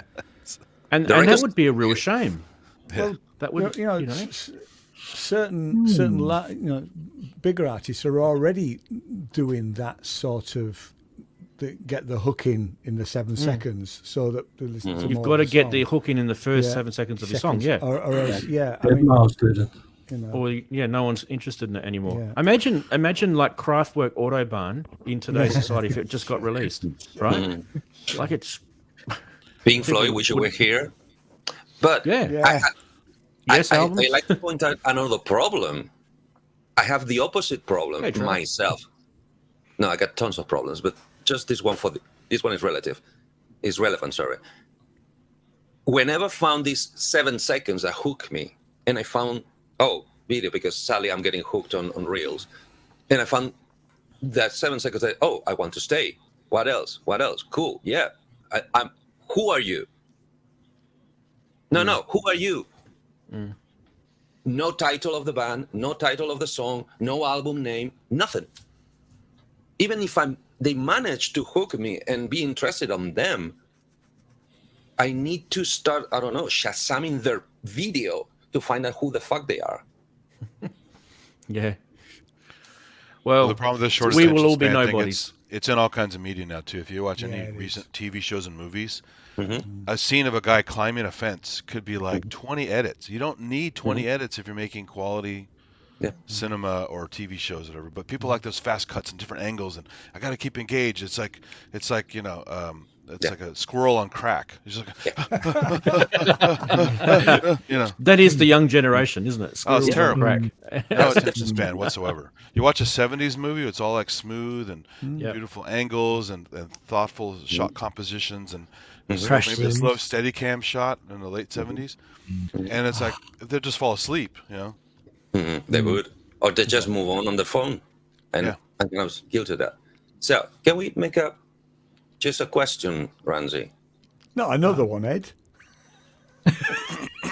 Yeah, go for it. An endless speed of questions. Yeah. So, go. Because it's really relevant to me and apparently to nobody else in the world, did you hear the news from Boss? Yeah. And what is your take on it? As I said when we started the stream, we could kick anyone we liked. Yeah. I know. You're referring to the GR. I know you're referring to the GR. And technically not, but yes, I am. Yeah. So I dropped that, I dropped it. I got rid of mine because I was just like you were. I was disappointed that the product never actually eventuated to what it was supposed to have eventuated to be, which is almost like, I can't prove it, but I kind of felt like Roland entrapped me with the promise that it was going to be this, but it never did. And I can't prove it because I'm trying to go back. Maybe they deleted stuff off their website. I'm not sure, but I'm trying to go back and find out where I swear I read somewhere that the thing was going to send MIDI, and it never did. Wait. I swear I read it somewhere. The thing sends MIDI. It does not take note on MIDI. Yeah, whatever the problem was, yeah. But the thing is with the new stuff, like it's probably too little, too late. To be fair, I feel. Keep going. That's just my opinion. I'm probably not the best person to talk about it now because I kind of I dropped it and I'm pissed off about it. Like I really wanted to enjoy that product. I don't care. Yeah. My point is, and let me use this parable. I used to be a Nintendo boy. I love Nintendo games. I love the Nintendo culture. I love the promise that Nintendo will always be backwards compatible. they got me. I bought as many products of them as they could until they released the Nintendo Switch. Do you know anything about that? Actually, I I was think just I know playing what many you're hours talking of about. Switch last night at a friend's place, and they have all kinds of emulators for it now. So it's backward compatible like you can't believe, even for arcade stuff and everything. No. So Backwards compatible with their own hardware, not with the games. I'll forget You about can- that. Yeah, it's just- No. yeah. But Nintendo was always backwards compatible with their own hardware. They have a legacy, right? In Switch, it was a knife chop off. Forget about all the past. We're starting from scratch. So basically, to all the users like me. And I said to you, and move on. Yeah, you're trying to animate the thing. Well, the problem is, No, that was for Neil. okay. The problem is GM800, the new Boss product, that's kind of relevant, is the Nintendo Switch of the guitar synthesizer world. That's why I think a lot of people, because of their lack of interest, and I understand totally why, are not paying attention that this is an inflection point on the synth evolution. There's a lot of good stuff on the 800. There's a lot of bad stuff on the 800, but they're chopping off the tradition. Nothing before the 800. It's allowed, kind of. Yeah, I know And what they're you're saying. starting from scratch. So Yeah. to me, it's like infuriated, and it's really relevant because it's going to be an before and after in guitar synth technology from the 800. And that's it. I would love to elaborate, but you don't give a shit. So No, it's not. I give a shit about you and about your no, life. I know, but I you don't just give a shit don't. about the product. I don't give a shit about the product because I've dropped it. But I think you've got to sort of ask, why did I drop it? And I mean, Eddie, you know the reason, but the world doesn't, right? The people that are watching the show don't. And the reason why, I really, really wanted, because I play, I won't say I'm a good guitarist or anything, but I play the guitar.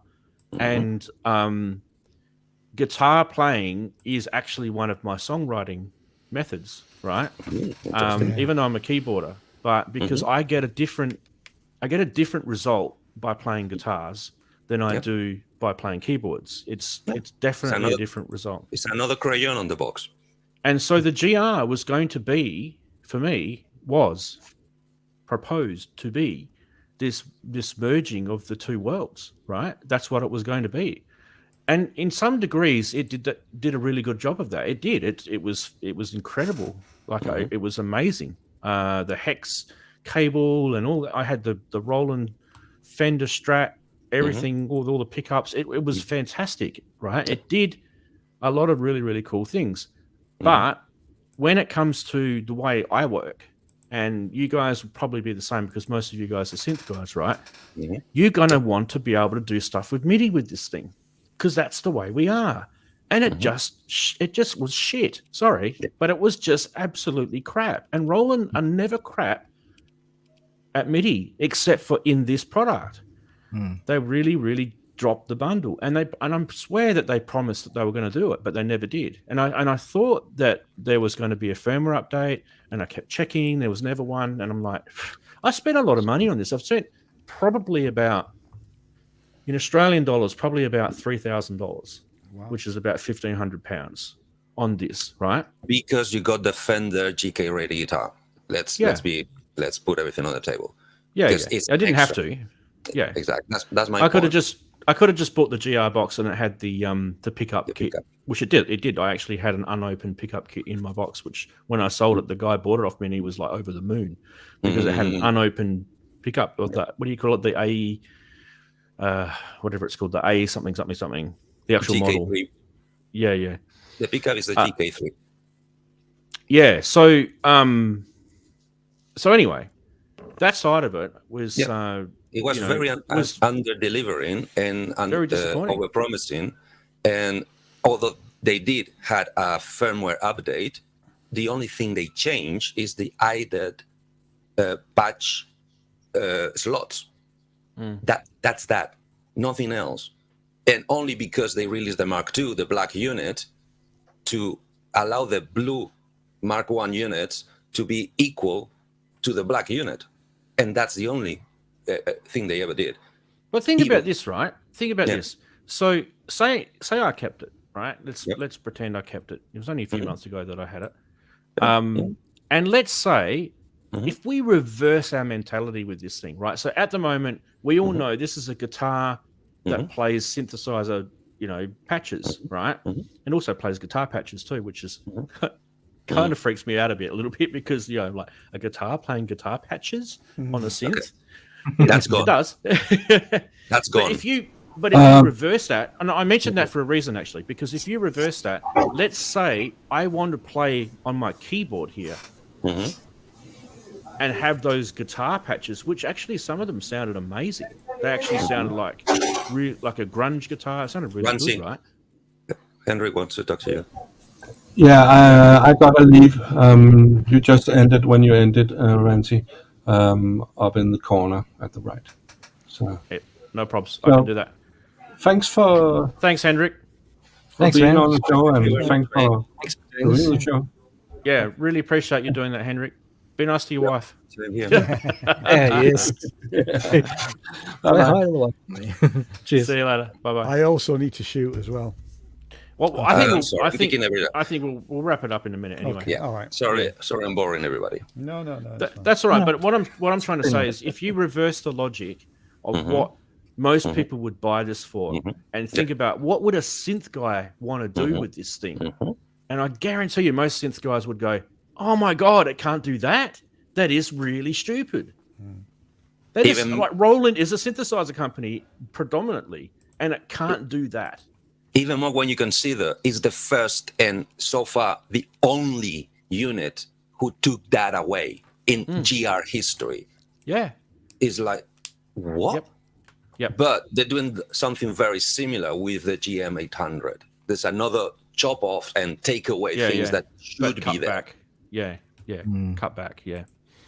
So anyway, that's just my take on it. And I think like someone like Korg or Yamaha could go, that's actually a bloody good idea. Maybe we should bring this product out with our take on it and do the things that Roland didn't do. I know it's not going to happen because we've talked before that the synth market in the income field, in the charts of income of all the manufacturers, the synth is a small chunk, right? Yeah.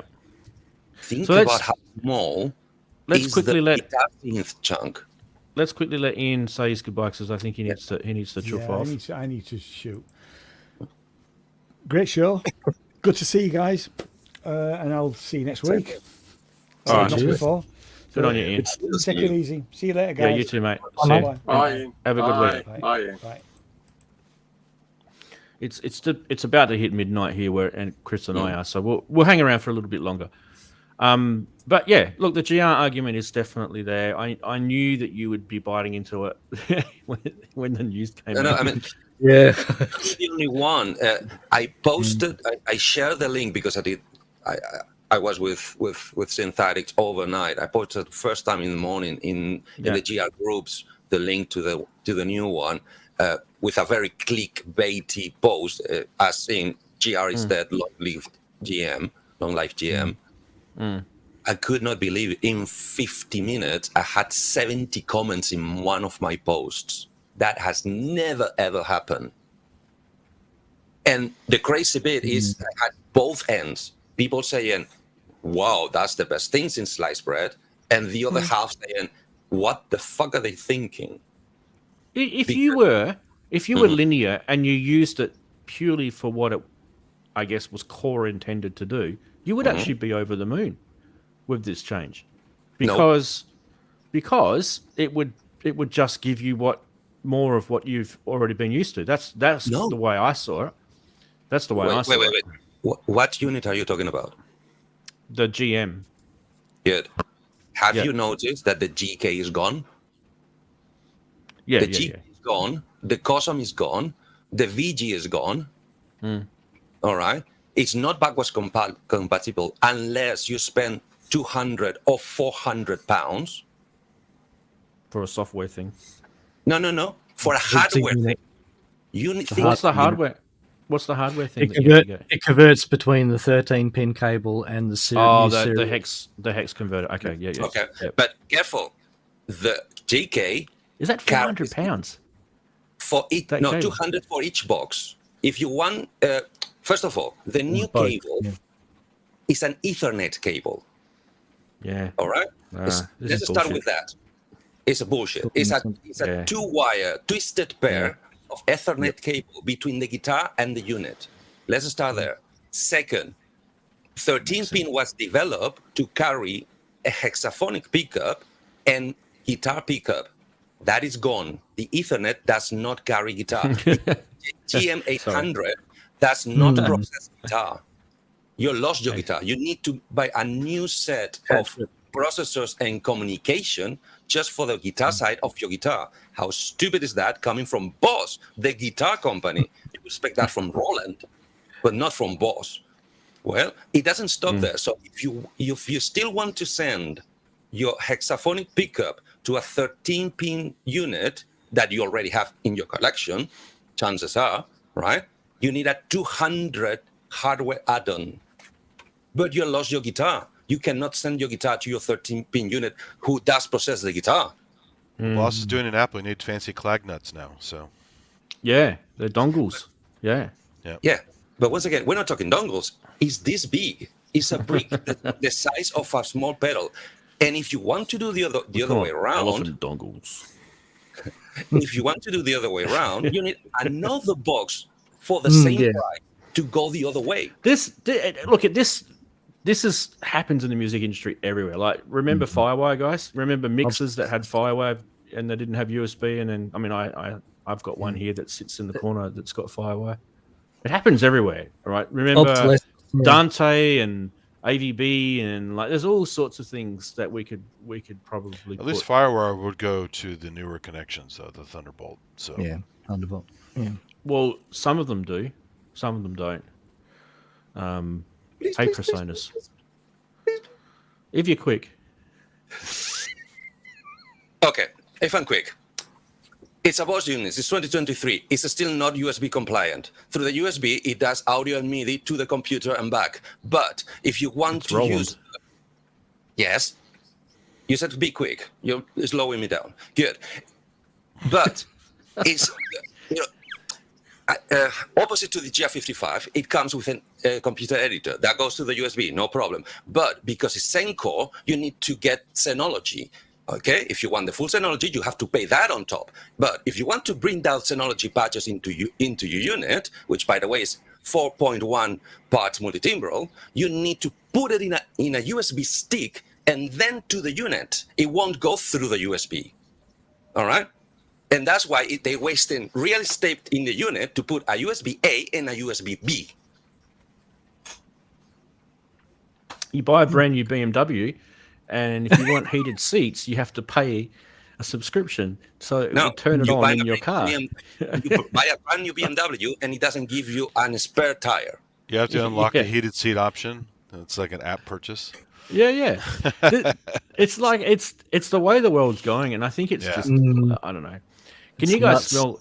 You guys can smell money grab, right? This whole inflation stuff that's been going on since COVID. It's just been a money grab. Once you make anything cloud, it's a money grab. Yeah, it's a money grab. So it's basically it'll come, Eddie. This thing will come as an evolution, right? It'll probably fail miserably, or maybe it won't. Maybe it will just hang around like a bad smell. The SY line didn't fail-ish.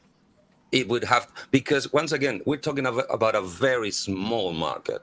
And sadly, I don't think it's that small. The guitar synthesizer market? Yeah, I don't think it's that small. I saw some sales figures. About 5 years ago, I saw some sales figures on it, and I was actually quite surprised how popular it is. It's actually quite popular. A lot of guitarists look, here's this is going to trick a lot of people. A lot of guitarists love synthesizers, right? Yeah. Yes, that's why we buy hundreds. They aren't keyboard players, but they love synthesizers, right? And there's absolutely nothing wrong. I mean, look at there's so many in history that you could list. Well, that's why Electro Harmonix spent all that time Pete Townsend, products and like David the Mel Gilmour 9 and the Yeah, yeah, Synth Geddy 9 and Lee. all that stuff. yeah. We could And- be here all day. And Van yet, Halen. I've been kicked out of. Well, I've been stopped from using the synthesizer in all my bands. They don't even want to poke with a stick at it. Well, Yeah, might be a generation thing. could be. Well, David Lee Could Roth be. didn't like him doing synth stuff in Van Halen, so. Yeah, but that was a he completely left. different story. He left over that, didn't he? He left, yep, yep. Yeah. So, sorry for the rant and sorry for. I mirrored, guys in chat. I mirrored my camera because I'm looking at a different screen, right, which is over here. So it makes And more sense. if I look at the camera, I can't see the screen. So when I'm looking at the screen over here, it actually makes me look towards you guys who are also Yeah. in this group of. It's more natural. It looks more natural. Otherwise, I'm looking over here like this. Yeah. Oh, the things you have to work out in live streaming. But now there'll be a conspiracy about why you flipped your camera, right? So, Oh, Yeah, what's yeah. he up to? Because he lives down under. Yeah, right. You flip upside down. Yeah. Someone changed. I saw it change. Someone changed something in the Matrix. This is all. There's the black cat walking back twice in the background. She just smiled and gave me a Vegemite sandwich. So, Ranzee, you understand? I'm really sorry to be this furious about it because I don't really have any meat in it. Well, apart from the fact that I was wishing that they would release a newer, even under the Boss sign, a newer unit that would sort all the problems. Sorry, jumping ideas. All the problems that I could still use with the guitars I've drilled in my pickups in. It's gone. I can't do it anymore. It's not in the future. And the problem of the 55, these bastards fixed it in this 800. It does. And they made a big business to put it in the blurb. It does take keyboard. Yeah, I know, but Because it's only a synth. It's just a 4.1 part multi-timbre synth. but here's the thing. The way I would be more interested, I'm being very selfish here, but the way I would be more interested in going down this path is to go, I don't want to sign up for something that's going to corner me into all this plag nutty subscription Zencore rubbish, right? So what I would be more interested in is having something kind of similar to the way Eurorack works, where it's modular and you can choose whatever brand you want and you can connect it up. So what you would like is something like the new Behringer, that new Behringer thing that they're bringing out. I don't know when it's coming out, but the thing that it does pitch and CV tracking for your guitar input, right? Waiting for it. It's due to come in the 25th to me. Okay, cool. So for me, that, and then controlling a whole bunch of synthesizers from that seems to be far more interesting to me than banging my head against the wall about the way Roland are trying to, sandbag me into a product that I don't really necessarily feel that's what the spirit of this product originally was for. And that's another facepalm on top of the release of the 800. It's like, why? But why? Yeah, but why? Nobody's asking to. They fix the problems. Well, they fixed half of the problems everybody was asking them to fix. They didn't fix the other half. They took away the things that we liked from the whole generation of devices. They cut us off out of the evolution because now we need to start from scratch. It's like, plus, if you wanna, I just go buy it and use it unit, Roland sadly is the only option. Back in the 80s, you had Korg, Yamaha, everybody had a go on guitar synth. But the last man standing is Roland, now Boss. And when Boss fails, I bet you nobody's gonna take the torch. It's gonna be dead. Guitar synth is gonna be dead forever. Is D-Beam still on that? They wanted to, but no. The VG99 had a conversation with Synthetic. We're out. We're Exactly. out. No D-Beam. No D-Beam, we're out. No. Yeah, we're out.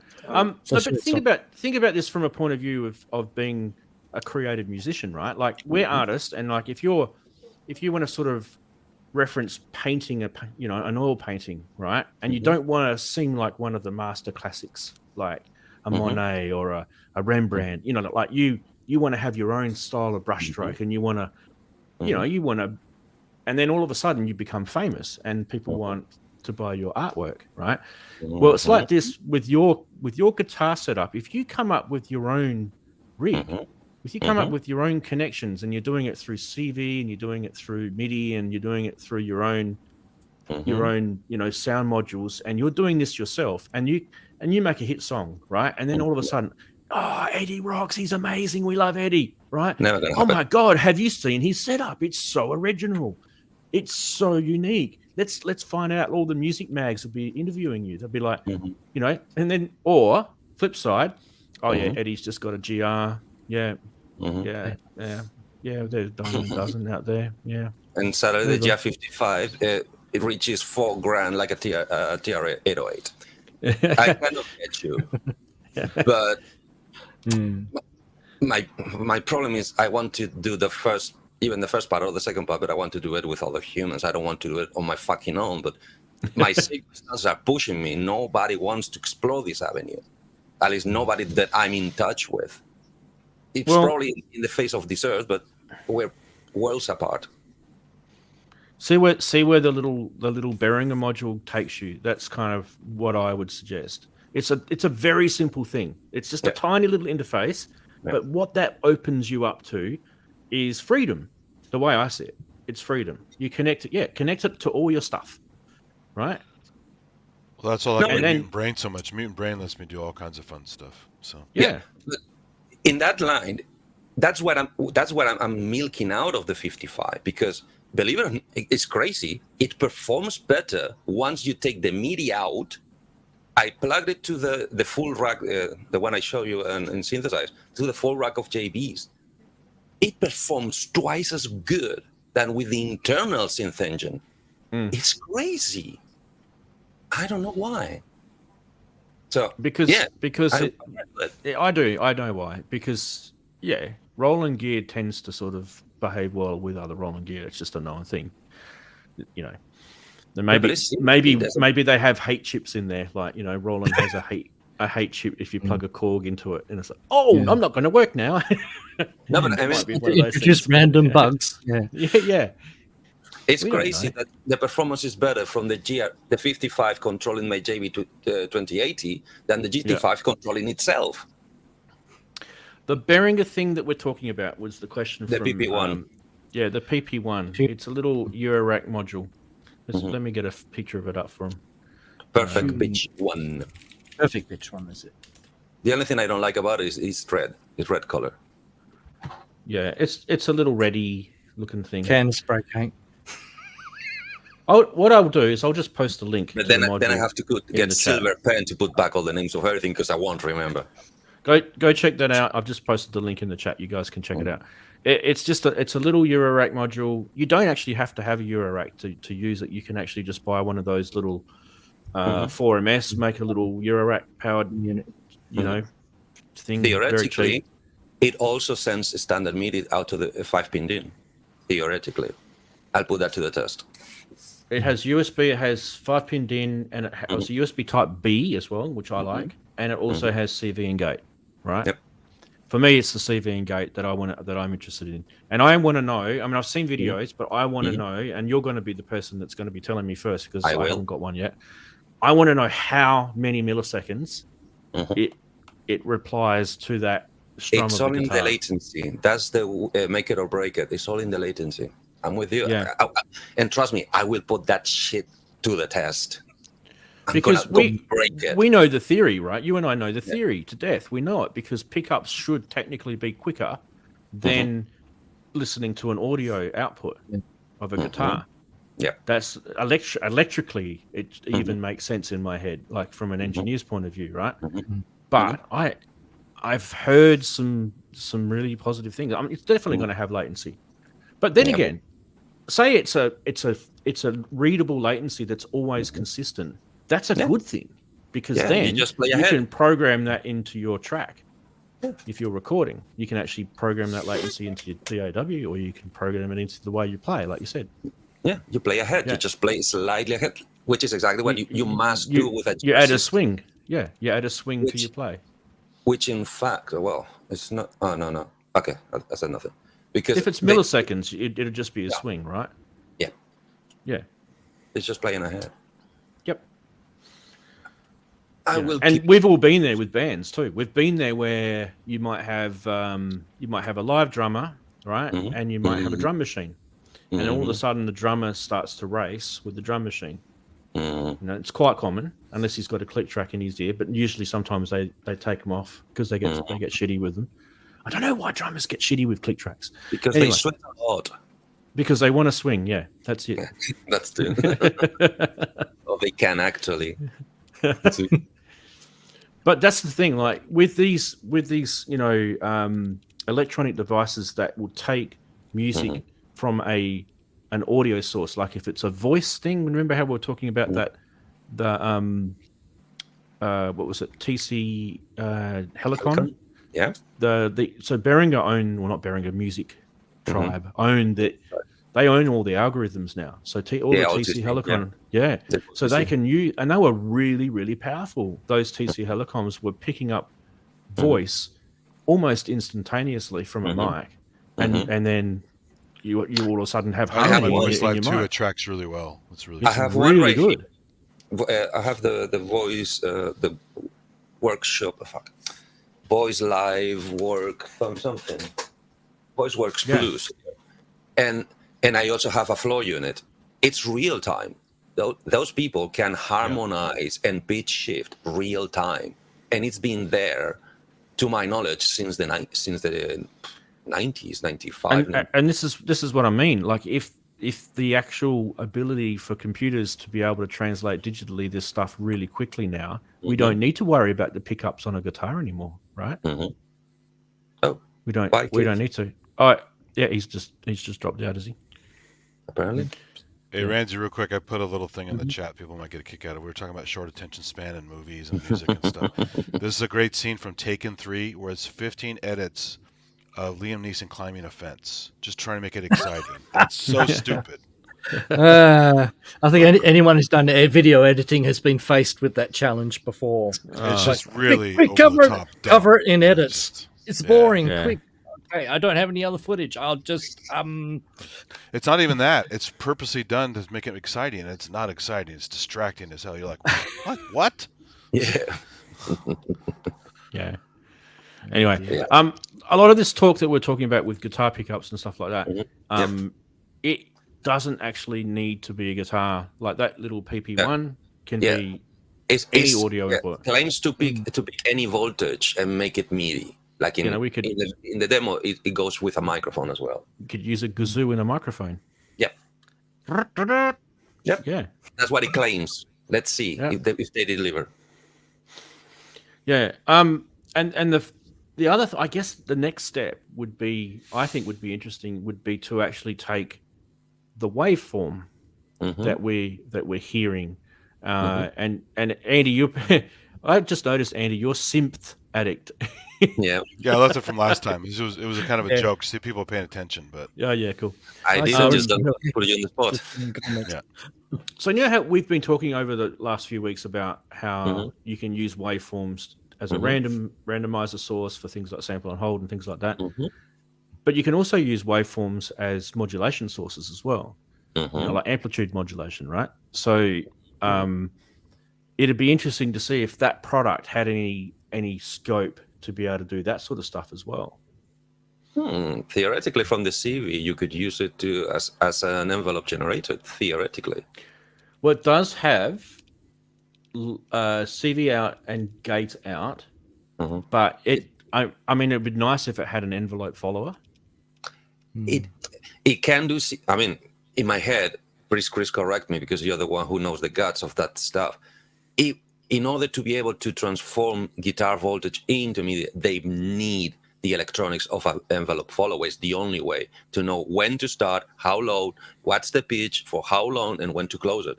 It's in there. That's why they can send out CV and gate. But it could all be done. It could all be done digitally. No, yeah, sure. But then which I think it is. That's my theory. Obviously. I haven't seen it though. Yeah, to prevent big latency. But if they can then translate it into CV voltage, which should be follow the pitch of the note, for instance, it's aimed to guitar players. Guitar players cannot live without bending and tremolos. So it should needs to follow. track pitch real time. So that's going to be a voltage going on, up and down. So that's your envelope to any other thing in your eurorack. That's another top reason on top why I want to get it, because that's my main. I want to have the sound of my part. You can do it now. Part. You can do it right now. You got a 2600, but it doesn't give me pitch. It gives me the but you can do the envelope following. Yeah, that's what I'm saying. You can do that right now, and then get the PP1. It's awesome, but I still need the pitch. Why? That's why I needed the extra module, because that way I follow in my play and I can actually play. What you can do when the 26 is what Pete Townsend did, which is filtering the sound of the guitar. I've done that, and for instance, for the bass, it's awesome because you can have a filter sound with all the squelch you want, but you still you can mix your original bass, having the bottom end to hold it. It's awesome. But a lot of guys used it in the 70s to gate their guitar sound as well.